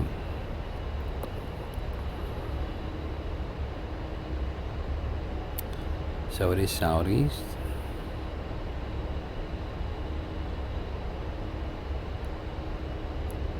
And where the coordinates. Papa Alpha 3904.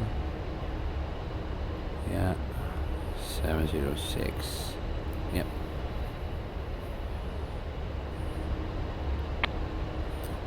Options. Take 10. Take 1. Contact. Take 1. And contact. Roger. With the pod centered on the building with the smokestacks, and with TGP SOI, make the TGP generate the speed by pressing TMS forward long. As you do this, you should see a white 3-tiered wedding cake appear over the top of the green diamond in the TAD. Also, in the lower left of the HUD, you'll see the speed generator indication switch from STPD to TGP. Wherever your TGP looks now, that's going to be your speed.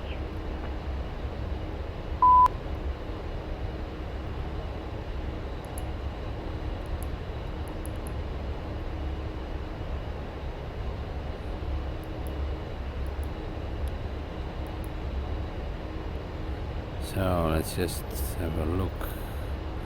Let's do this again.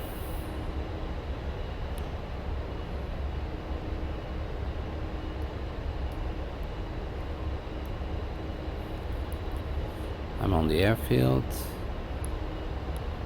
I'm moving towards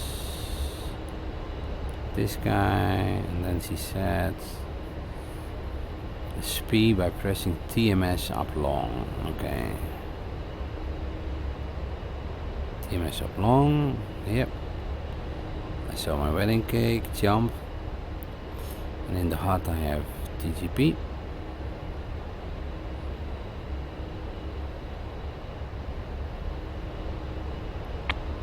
Options. Take 10. Take 1. It looks like I did it right. I see the 3-tiered cake and the indicator in the HUD. Great. Get in the habit of creating mark points when you've got something of interest in the pod. Inevitably, the pod will get dragged off what you're looking at accidentally, or you'll scan a quarter mile down the road in the wrong direction, and you'll need to get back to that point of reference quickly. Having a mark point on it will allow you to drive the pod right back to that spot. With that in mind, boresight the pod. Okay. As this happens, you should see the pod snap to its boresight looking straight ahead, or more correctly, 150 mils below the zero sight line directly ahead of the aircraft. In the TGP page, you'll see the SAQ at the 12 o'clock position and slightly depressed. In the HUD, the TGP diamond will appear in the middle. Give me a heads up when you're boresighted. Alright, I'm boresighted. Pretty easy, right? So through the saddle, you can broadcast our speed just like what you learned when you talked about the TAD. Just make sure you've got the correct speed generator set. You don't want to broadcast your steer point instead of what you're tracking in the TGP, right? Since you've already covered it, we're not going to dive into it more than that. Roger. Before we move on, reset the speed to the steer point for me. It's TMS aft long. You should see STPT reappear back in the HUD. Let me know once you've cleared the speed, and we'll move on to mark points.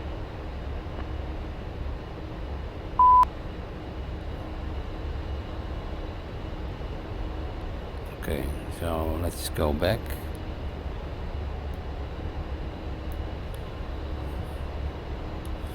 We're back to Steerpoint. I'm gonna move to my TGP.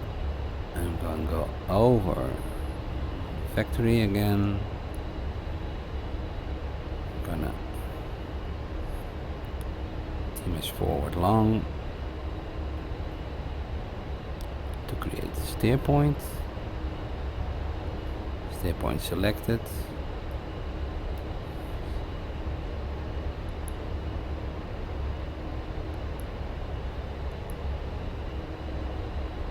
Which I did.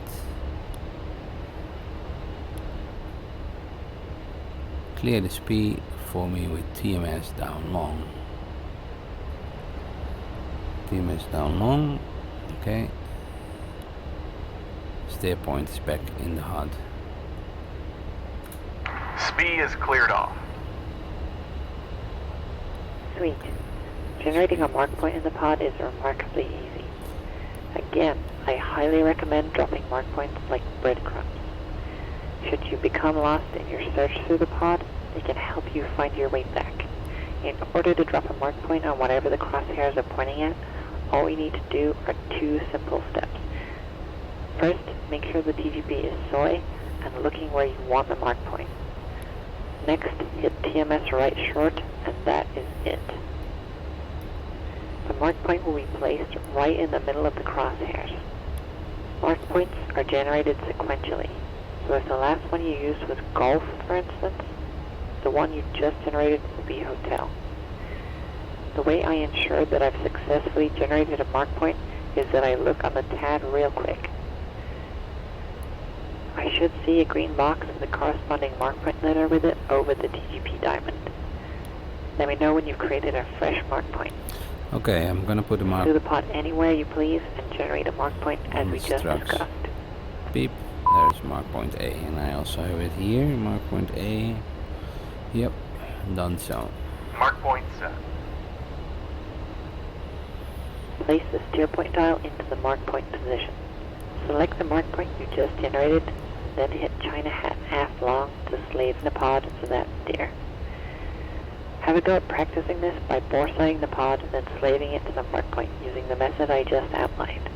Boresight. Let me know when you're ready to move on and we will. Let's slave it to the mark point. Let's go back to the flight plan. Airfield.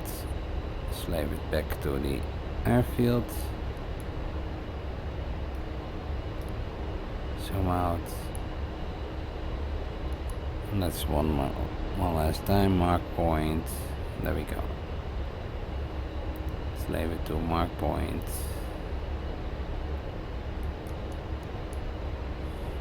Yep. That worked like a charm. Great. Place the steer point dial back into the flight plan for me. Okay, done. Done. You'll learn about it later on in the syllabus, but you can do some really neat shit with the clever use of mark points. Like dropping a stick of 4 JDAMs or WCMDs in one pass onto different targets. Hot damn. That sounds pretty epic. I've done that before. It is, especially when it's in combat. We're going to look at generating a SPI off the HUD and driving the TGP to it next. Okay. Raj, what about using the helmet?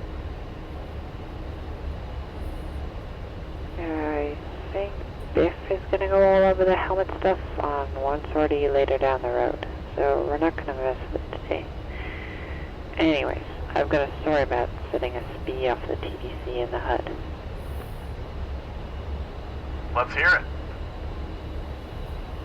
The caveat is this was during an air warrior exercise and not combat. Anyhow, we are up station and we're looking for some asshole HVT in a white Toyota Hilux pickup truck with some Dale Earnhardt number 3s on the door some goon put out there for PID. Well, we're up there looking in this wide valley for this dude. We can't find him. Then, all of a sudden, I catch this faint glint way the hell out there miles away. I padlock it. As I roll in to put the nose on it and bring the spot I'm looking at into the HUD FOV, drive the TDC over the area, set a SPI, slave the pod to it, and start looking for something shiny in the TGP page. Please tell me you saw the Intimidator's number on the door. You know it. They had it configured as one of those remote-controlled targets. I closed in and obliterated it with a 2-second burst. We must have looked for that truck for like an hour. That 2-second burst made it worth it though. Haha, that is awesome. Praise hell, praise Dale. I guess. Well, I'll teach you to do it, should you ever have to go find the number 3 or any other race trucks. Sounds good. We'll go through the process, then I'll have you execute it afterwards. Does that work?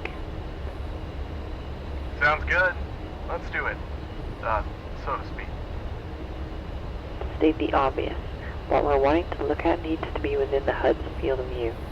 Next, make sure the HUD is our SOI by pressing Coolie Hat up, verifying that by the asterisk in the lower left. You're going to want to see the target designator Cue Box inside of the total velocity vector. If you don't see that TDC box inside of the TVV, China Hat aft short will recage the TDC to the TVV. Next, using the slew control, move the TDC to where you want it. After you slew it out to a spot on the ground, it should be ground stabilized. Providing all that has worked, make your TDC generate the speed by TMS forward long, then a little China Hat forward long action to get all your things looking at the speed. Okay, SOI the HUD, make sure the TDC is inside the TVV. TDC is inside the TDV. Put the point of interest inside the HUD's field of view.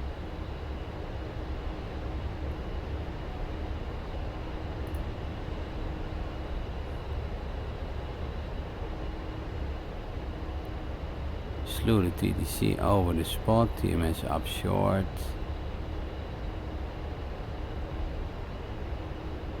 If it automatically ground stabilized, TMS forward long, then China Hat forward long. Press spacebar to recap what Lotus just said. Okay, so to recap. SOI the HUD, make sure the TDC is inside of the TVV, put the point of interest inside of the HUD's field of view. Next, slew the TDC over the spot, TMS up short if needed, and if it automatically ground stabilizes, TMS forward long, then China Hat forward long. That sound about right? That sounds correct. Go ahead and find something with your eyes. Point the jet at it and do the rest of the process like we talked about. Practice it a few times if you like. When you've had your fun, we'll move on. Okay, I'm gonna do the tower over there. Sounds good. I'll let you know when I'm done.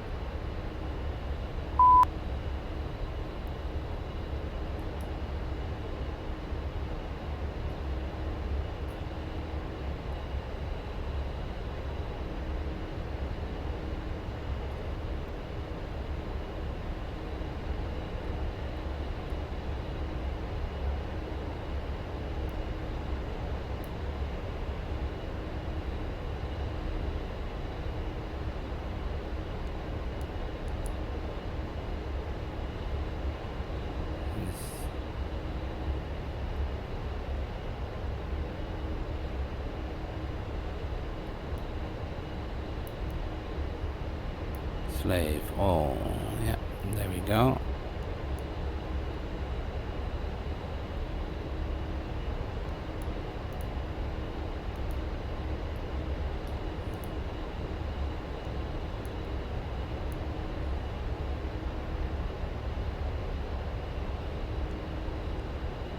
There's the guy. Let's try it one more time.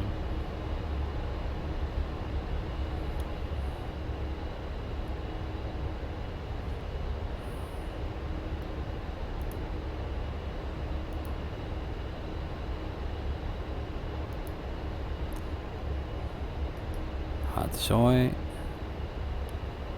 Let's turn. Go.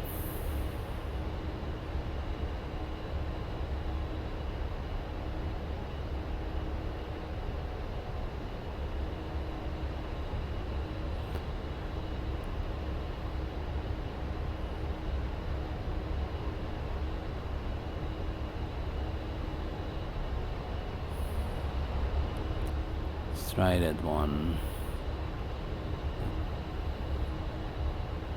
TRP1, the thing to the northwest of TRP1.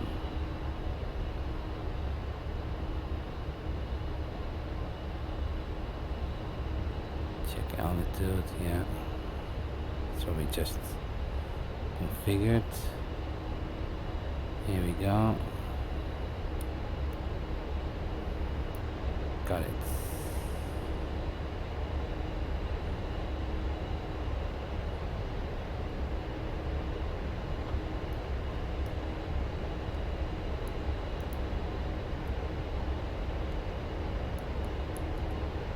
So that's a battle tank. Okay.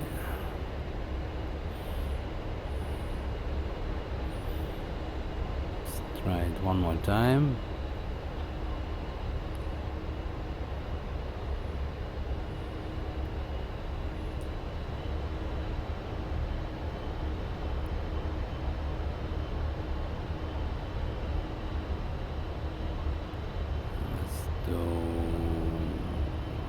There.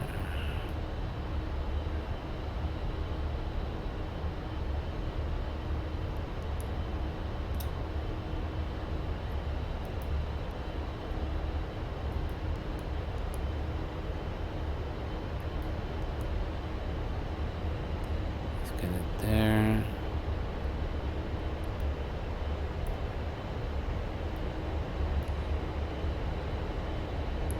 Let's have a look. There's a tank on the targets. Oh, that's the target. We have been here before. Okay.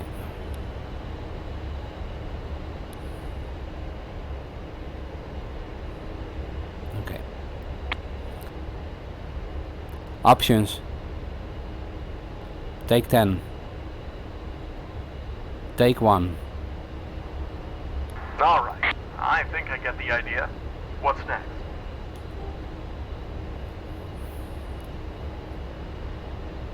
Tracking moving targets in the TGP is what's up next. Slave the pod to Steer 5 for me. Somewhere in that area we should have an APC driving around in circles for us. Oh, okay. APC 5, Slew, it's behind me.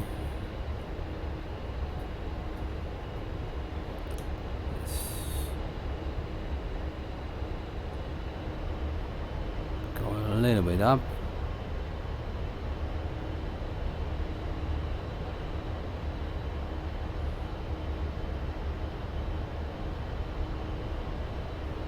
It's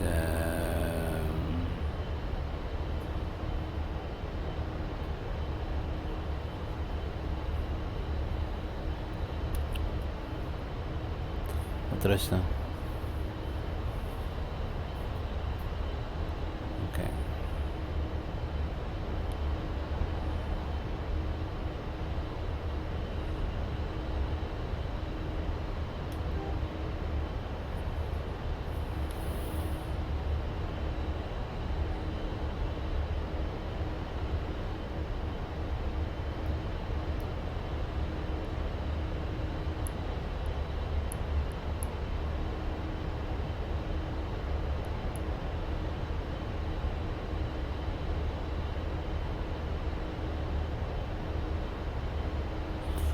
Somewhere there we've got an APC turner driving around. Is this the APC over here? There's the APC, okay.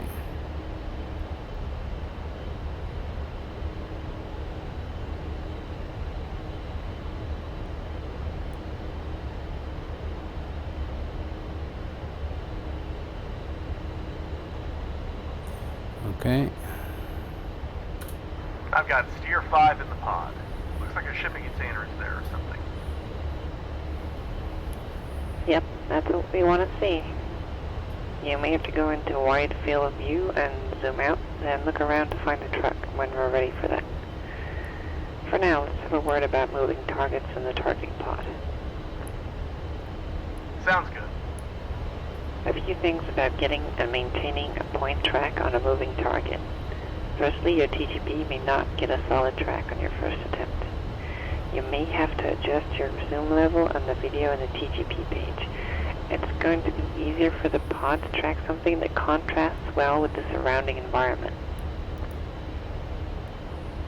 It will usually be easier to drag the crosshairs out in front of the fixed path and let it drive into them, versus letting the pod try and pick it up with them right on top of it.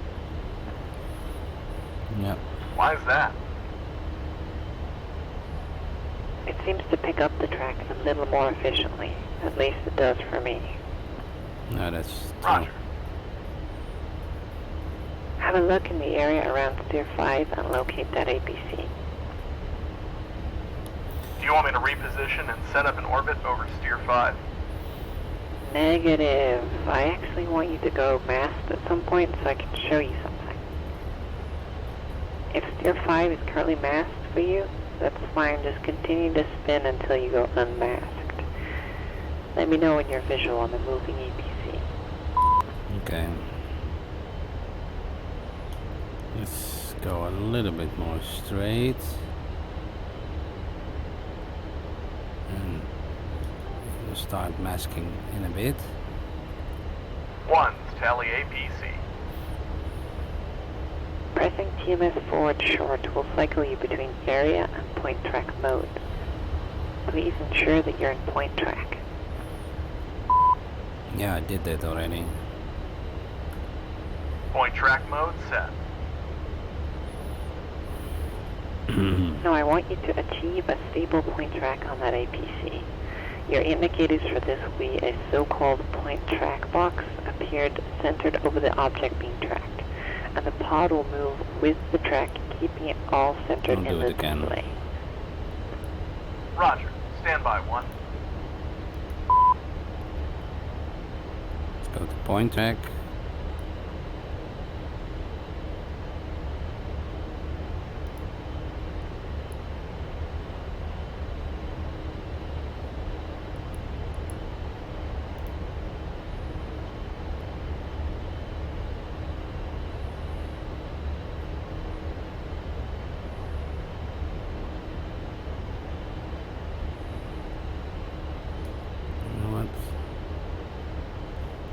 Turn a bit because we are getting masked now.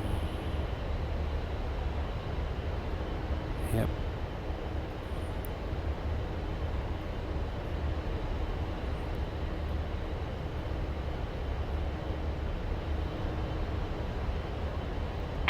Options. Take 10. Take 1. Looks like I've got a good track here. Good job. Even with the pod tracking a target, we can adjust our field of view and zoom levels, switch between IR and EO, and set a speed on that track as we would a static target. Nice. So the next thing we're going to look at is actually using the laser and IR pointer. Obviously, the targeting pod has a laser in it for targeting. It also has an IR pointer. Unfortunately, we can't do much with the pointer right now since it's daytime. That's unfortunate. You will get to play with it when you do your night sortie. Anyways, the pod will emit a beam of IR light that anyone wearing night vision will be able to see, but anyone not wearing night vision will never see it. That's pretty rad. It is neat the first time you see it. It literally looks like a laser beam straight from the jet down to the road where the pod is looking. Sweet. The laser emits light in a Why am I not spectrum getting that my can be point seen by track either anymore? NODs or the naked eye. We can adjust its pulse repetition frequency, PRF, or as some folks calls it, the laser code. The pod will always default to 1688 on power, but through the menu we can change that PRF to match our laser guided weapons or another attacker's weapons. Yeah, I think you've already talked on some of that. Shit, that is right. We already got our PRF set up, right? Yep, I'm shooting a 1222. Okay, cool. Moving on then. The pod will emit in 3 different ways. We can only shoot the laser, only the IR pointer, or both of them at the same time. Press OSB 7 for me and cycle through the different options. As you do this, you'll see the indications for the laser status change in the TGP page and in the HUD. Return to laser only mode and let me know when you are ready to press on.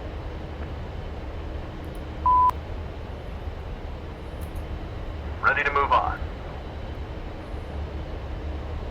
Some of the ways we can get into trouble with the pod are having the wrong PRS set and shooting the pointer only.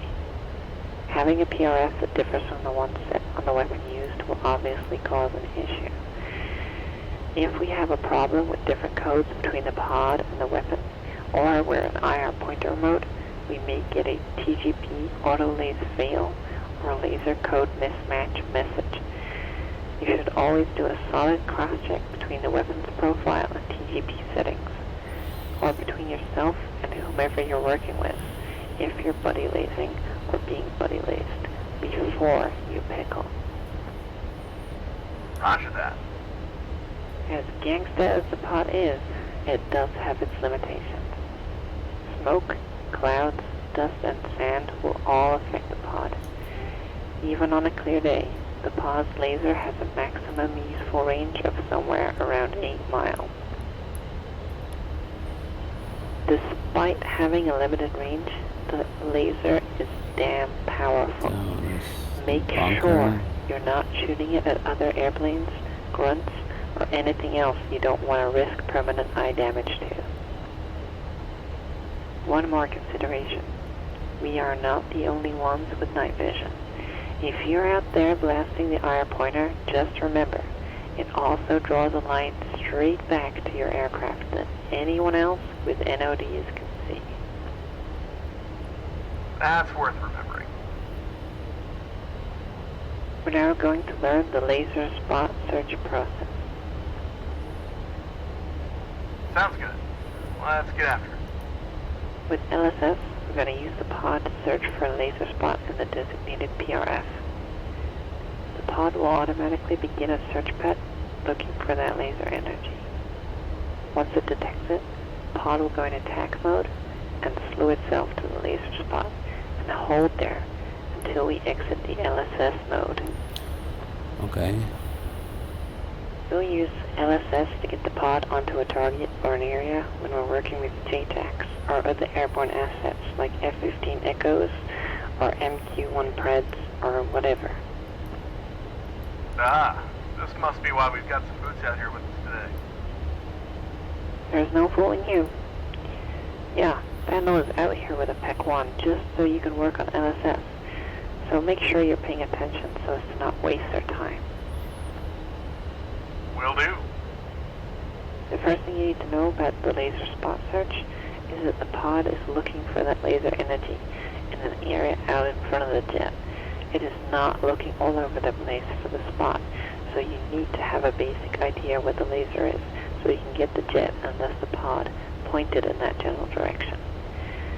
Zooming out and putting the pod into wide field of view will also help.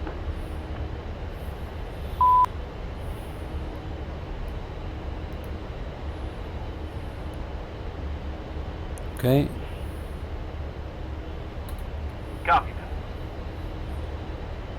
Additionally, your pod will need to be looking for the same PRF as the one that Vandal is shooting.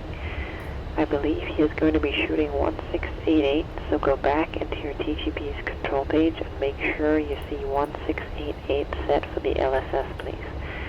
If it is not, type it into the UFC and pop it into that field.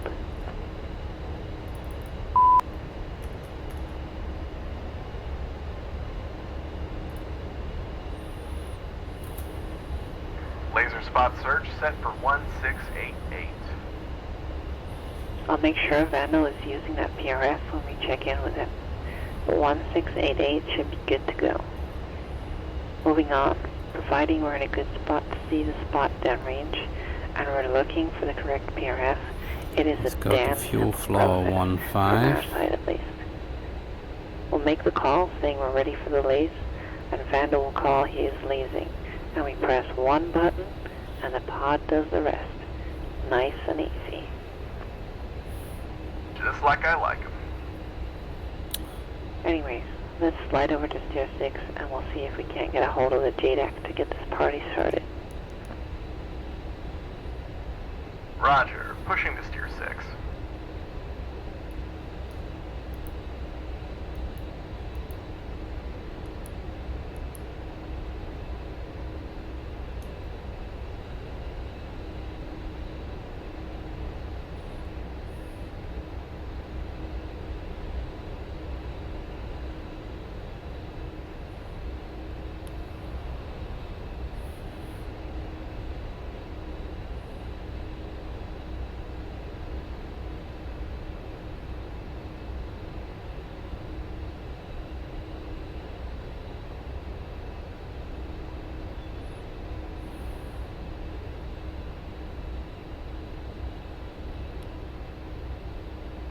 Okay, let's gain some altitude.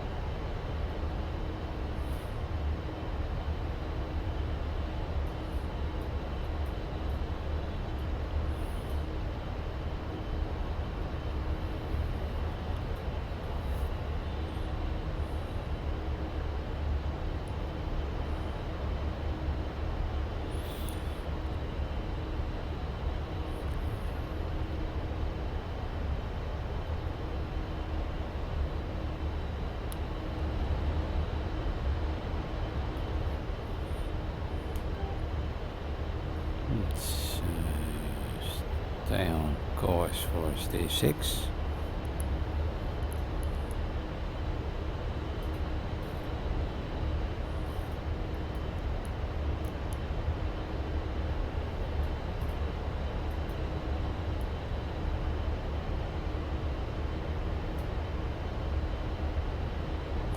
I don't understand.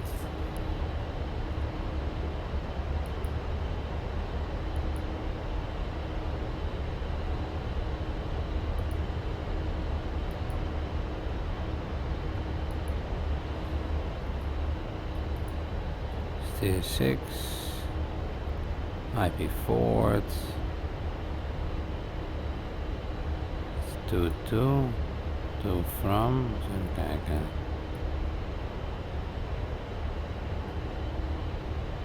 Here we go.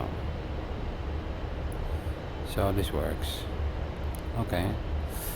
4.5 miles to go.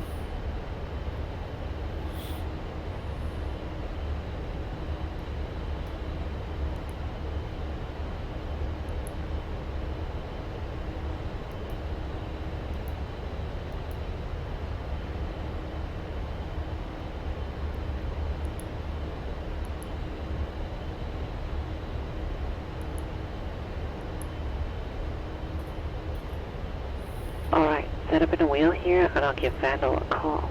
Come up 145.250. Warning, autopilot. 145.250. Vandal 146. Is it a 5?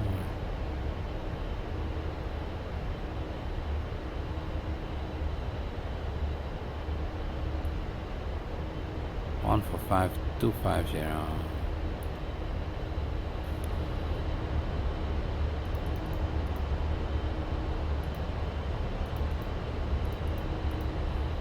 Okay.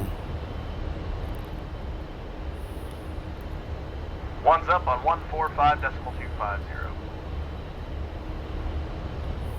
Vandal 69, Tusk 22, how copy? Tusk 22, Vandal has you Lima Charlie. How may? I have you same. We are en route to IP forward at this time. Give us 5 mics and we should be ready if you guys are all set up. We're all set up down here when ready. Tusk 22 copies. Thanks, guys. Once we've talked through the process, we'll tell Vandal we're IP inbound and headed his way, and we're getting ready for his spot. Okay. He'll be lasing a target at Steer 7 for us. Easy enough? Yep, sounds straightforward enough. Good. After Vandal indicates that he's lasing, we'll enter the LSS mode. We can do this a few different ways. One method is to smash OSB 6 on the TGP page, or we can do so by pressing China hat after short on the throttle. Interestingly, we have the suite upgrade right now and some older jets still mixed in. So if you find yourself in an older suite, some of the HOTAS has changed. To enter LSS mode in the older ones, you want to hit PMS right along instead of the China hat.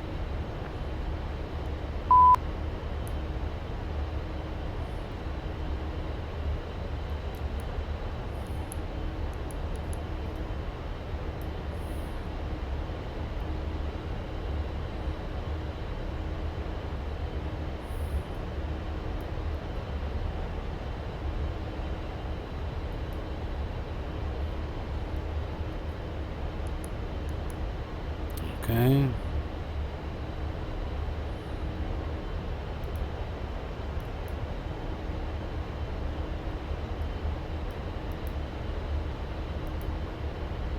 It's aft short. It's China hat.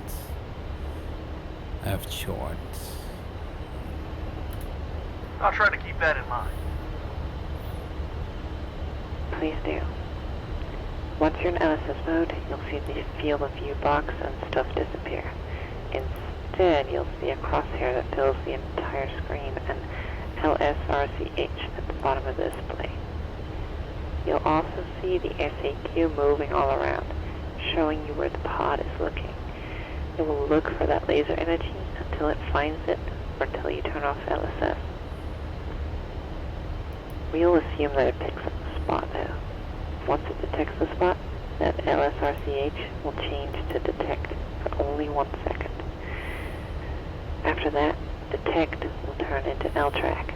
The pod will slew to look at the spot, and in the middle of the crosshairs, a box will appear over the laser spot.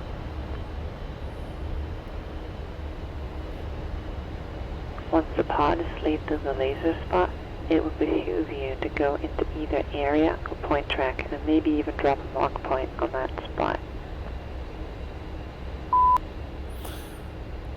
There's the entire screen and laser search at the bottom, yeah. Once it detects a spot, it changes to detect and then into LTRAC.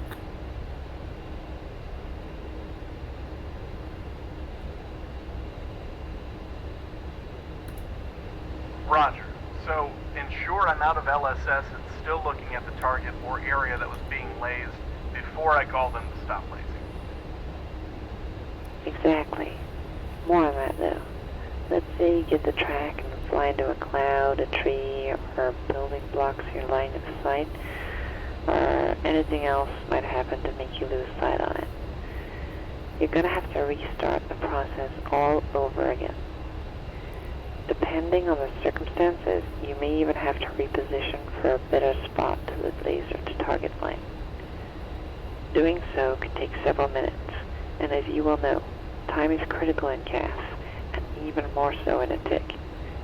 More or less, don't fuck around once you've captured the laser spot, and generate your own track. Understood. Read the process back to me from what we call IP inbound and request the laser spot. Once Vandal indicates that he is lasing, I'll activate LSS mode. I can verify this by seeing the crosshairs fill the screen, L search down at the bottom of the page, and the SAQ moving around. Once the pod has picked up the spot, it will indicate so by displaying detect. After that, it goes into a track saying L track in the bottom, and the pod slaves to the laser spot.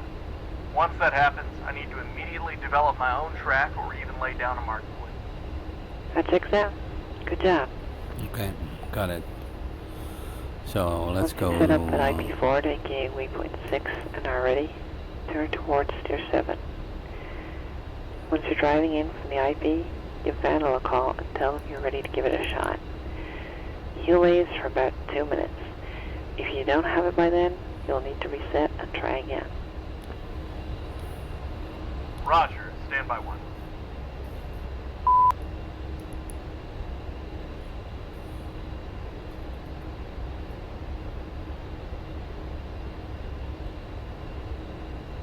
Seven miles.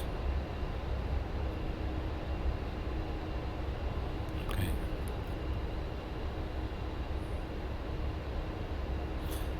When you're in front, in from the IP. Okay.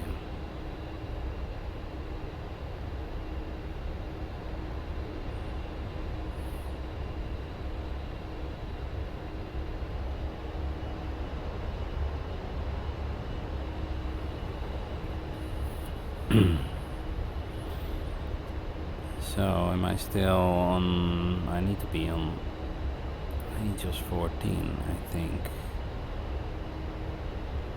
IP4 changes 14.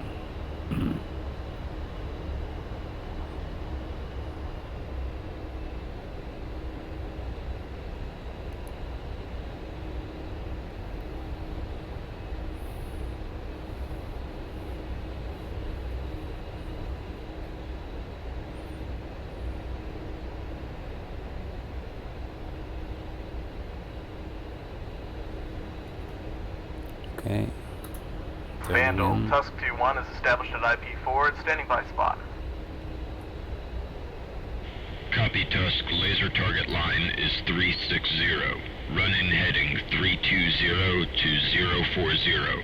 Stair TRP 1. Okay, Vandal is south of the target reference point, or TRP, so he is shooting the laser from south to the north. He wants you on a heading between 320 and 040 from the IP. And if you have the pod looking at TRP1 or Steer 7, you should pick up his spot. Remember to transition to a targeting point track once you see L track on the TGP page.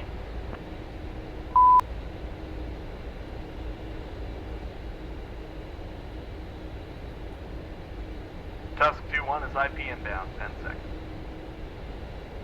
10 seconds.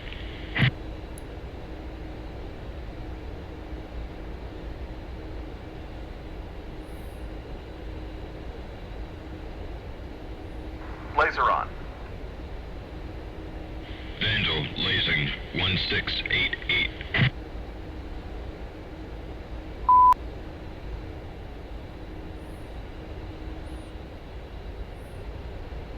Detect spot. Markpoint.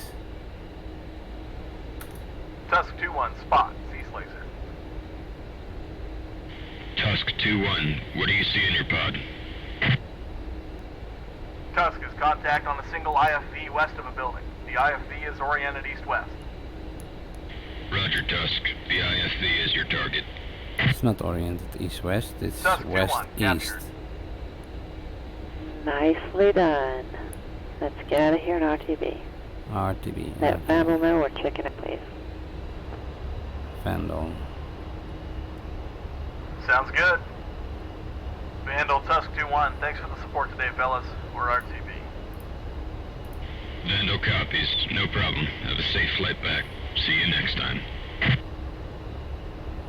Let's flow south in RTB. Roger. Blackjack.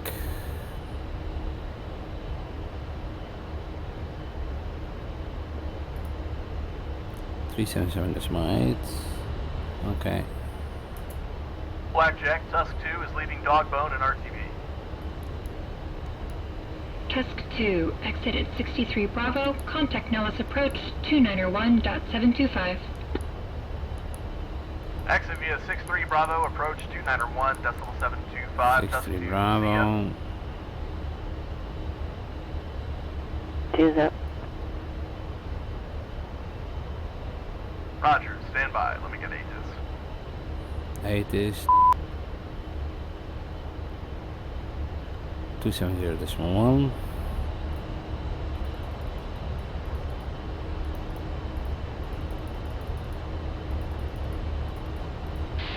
Temperature T4, 2.08. Altimeter 30.09. Runway 603 right to 1 left. Expect visual approach. Acknowledge receipt of information Quebec and advise aircraft type on first contact. Nellis AFV information Quebec, time 1455. Winds calm. Visibility greater than 10 miles. Broken 16,000 Approach. Temperature T4. 2901, 75. Altimeter.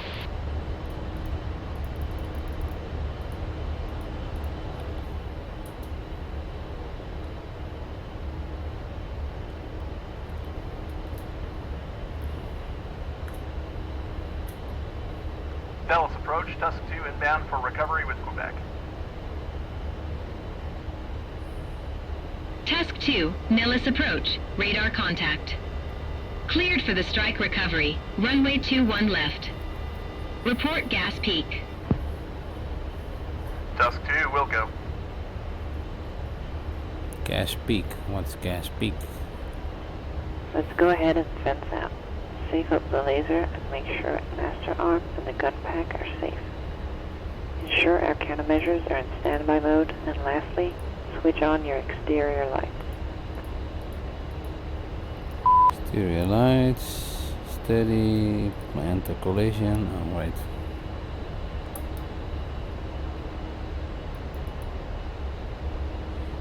There we go. 3. Lead is fenced out. I know we covered quite a bit today, but you did pretty well. Thanks. Sure, there are a few points worth going over again though. If the situation permits, try and set yourself and your pod up for the best view of the area of interest. Run the target down the side of the jet with the pod on it and offset from that area a little bit to widen out your field of view. Gaining altitude is another way to try and add in some distance and broaden your field of view as well. Warning, When you're in autopilot. either of the IR modes, don't forget to adjust your gain and levels on the pod to get the best picture and the best track on moving targets in point track mode. Also, don't forget to use the TAAF to alert you if you fall below a set altitude. Roger that. The biggest thing to take away from this is this. Don't get sucked into the pod. The TGP is just Warning, another tool in autopilot. our toolbox that can massively improve SA. It can also dramatically reduce it when misused or overused. The pod has a very narrow field of view at usable ranges, and it is all too easy to lose a handle on the ground situation looking through that proverbial filter straw. Keeping with the same idea, don't forget to look out the damn window. Keeping a good scan while using the pod is going to be the very best way to keep yourself alive and lethal. As great as the pod is, the Mark 1s are still your biggest asset. Point taken. Thanks for working on this with me today. Sure thing. Okay, let's fly Thanks for being over a good this student. point.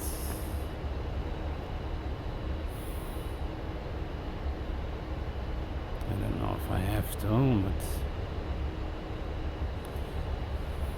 just in case.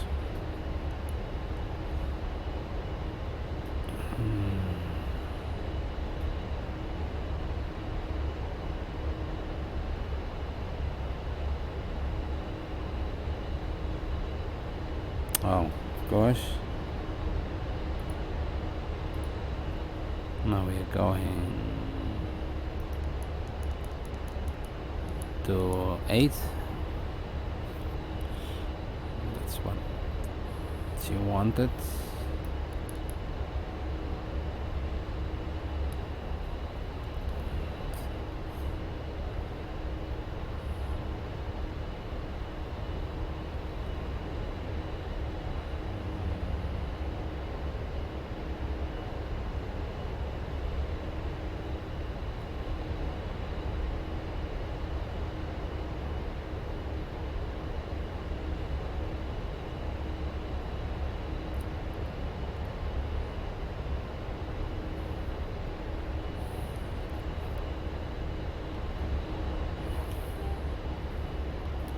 Okay.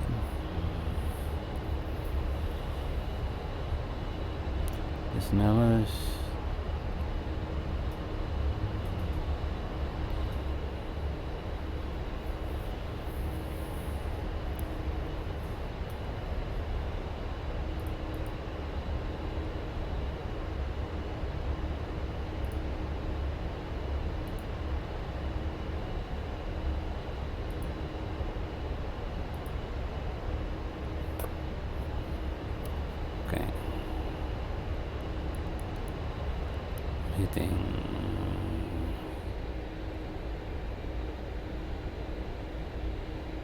Warning, autopilot. Heading towards Nellis.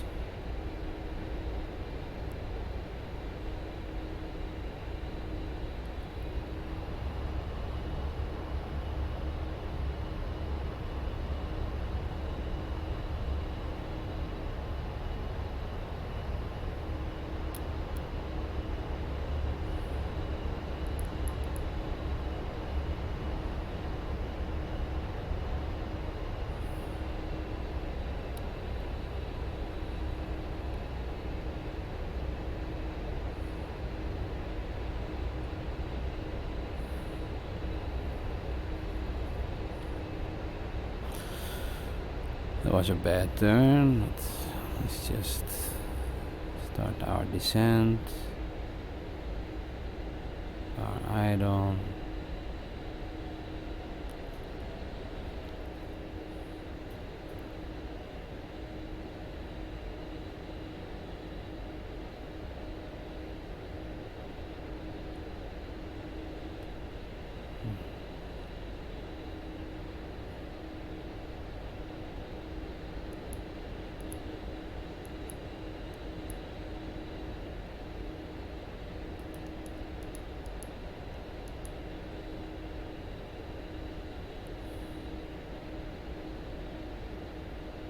So,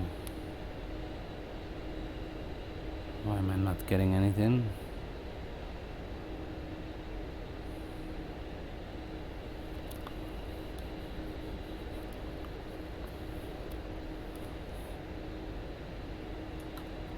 There's no...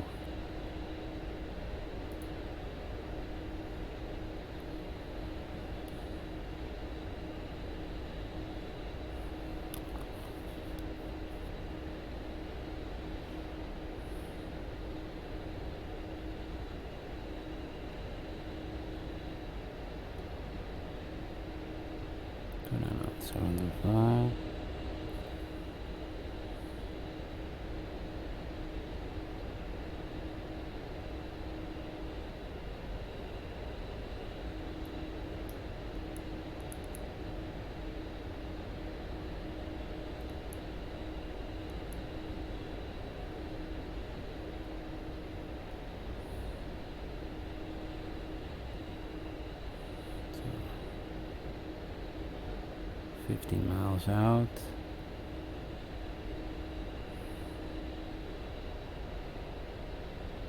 Approach Tusk 2, passing gas peak. Oh, am I? Is this a gas peak? Tusk 2, Nellis approach. Contact Nellis Tower at 327.7. 327.7, Tusk 2.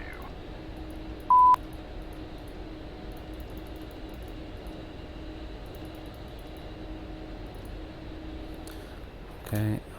Nellis Tower, Tusk 2 with you, just passing gas peak on the strike recovery. Is this a strike recovery? Tusk 2, Nellis Tower, cleared for visual, runway 21 left, report Apex. Tusk 2 is cleared visual, 21 left. We'll call you at Apex. Apex, I don't... Strike recovery, I need to find that one.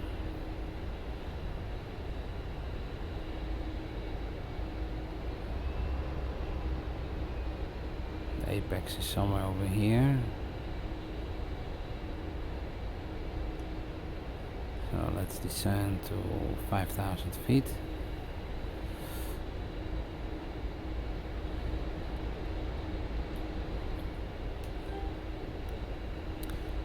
Meanwhile,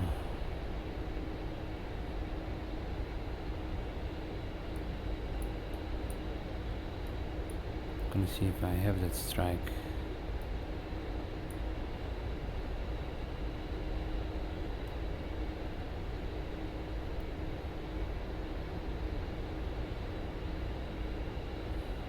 Two, one left.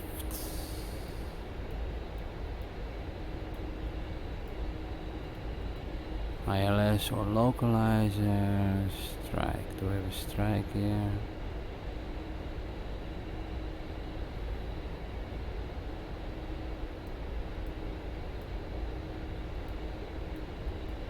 Deckham, LS. Got me.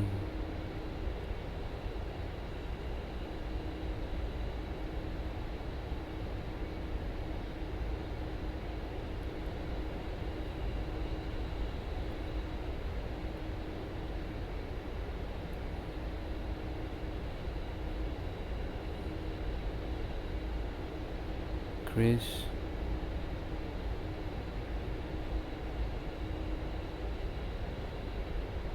Let's see, I don't have all these waypoints set.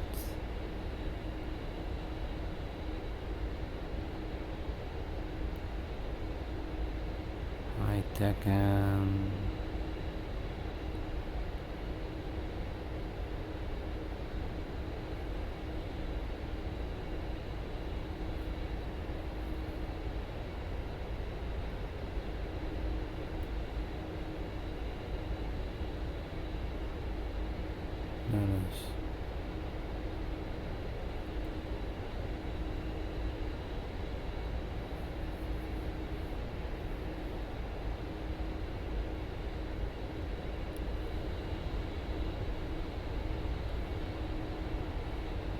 okay, I think it is somewhere over here. And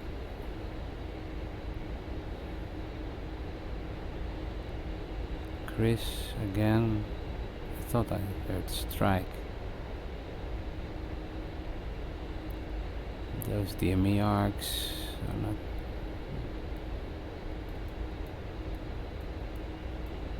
Okay.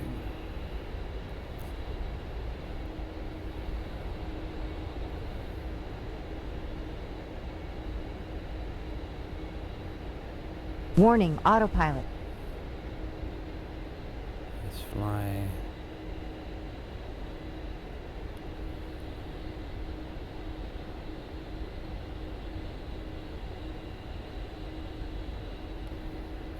This was the apex, right?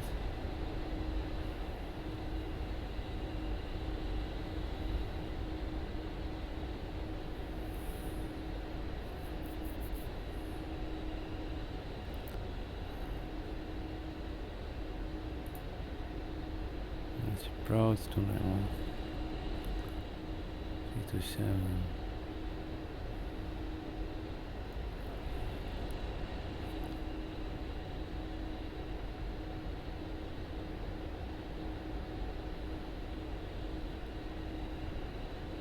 What am I doing?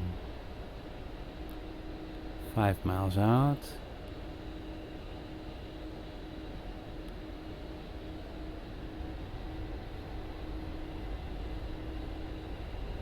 Tusk 2-2, winds calm. Clear to land runway 21 left. Check gear. Okay. Tusk 22, gear down. Clear. Tusk 2-1, 3 green, clear to land. 2-1 left. Wow.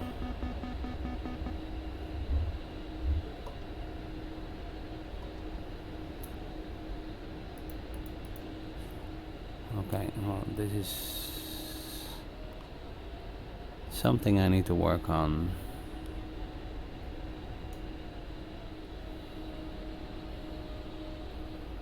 What is she doing? Oh. Altitude, altitude. Oh, she's going on the right? Okay. That's better.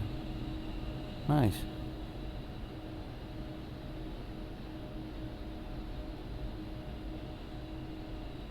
Okay.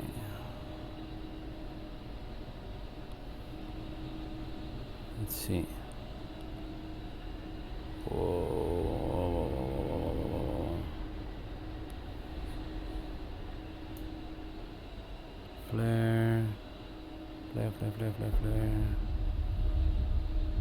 He's doing a missed approach.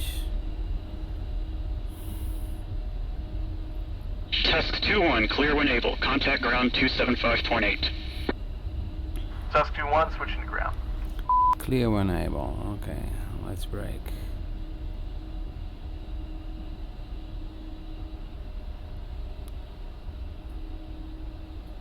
So I will clear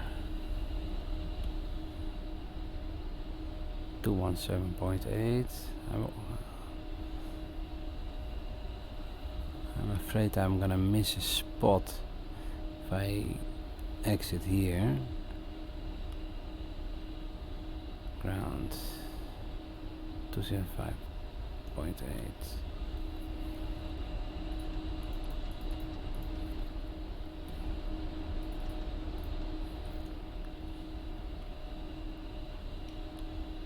Okay.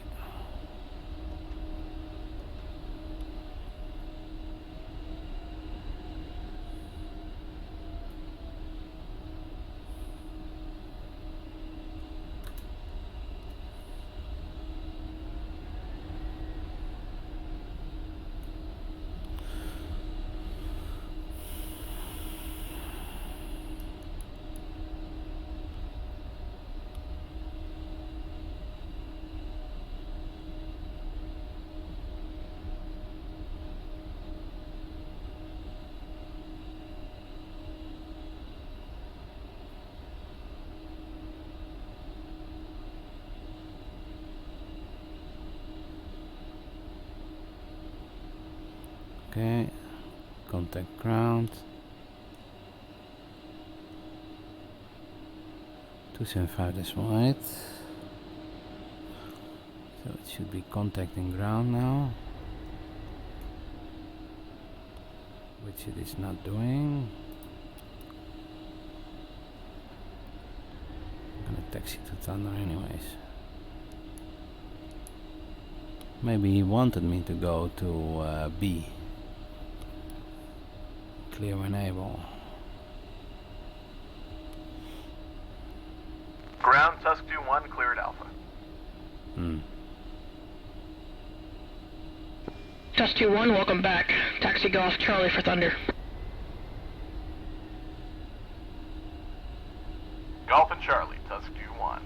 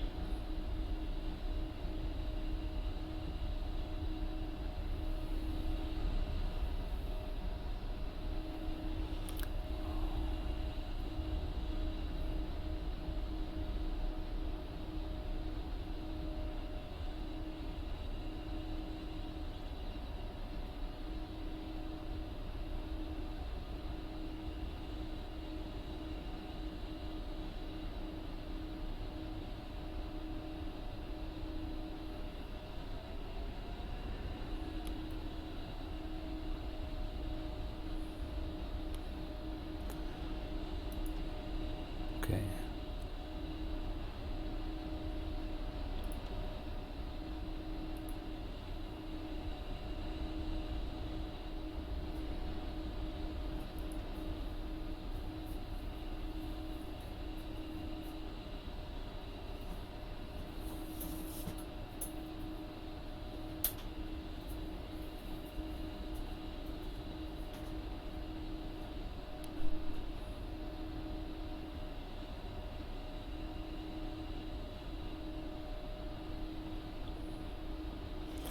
Yeah, now it's better.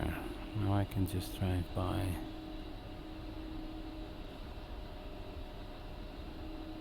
Okay. Stop here.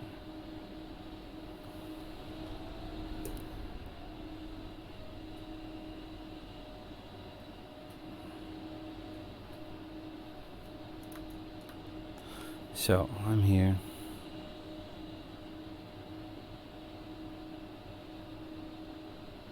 She's still orbiting.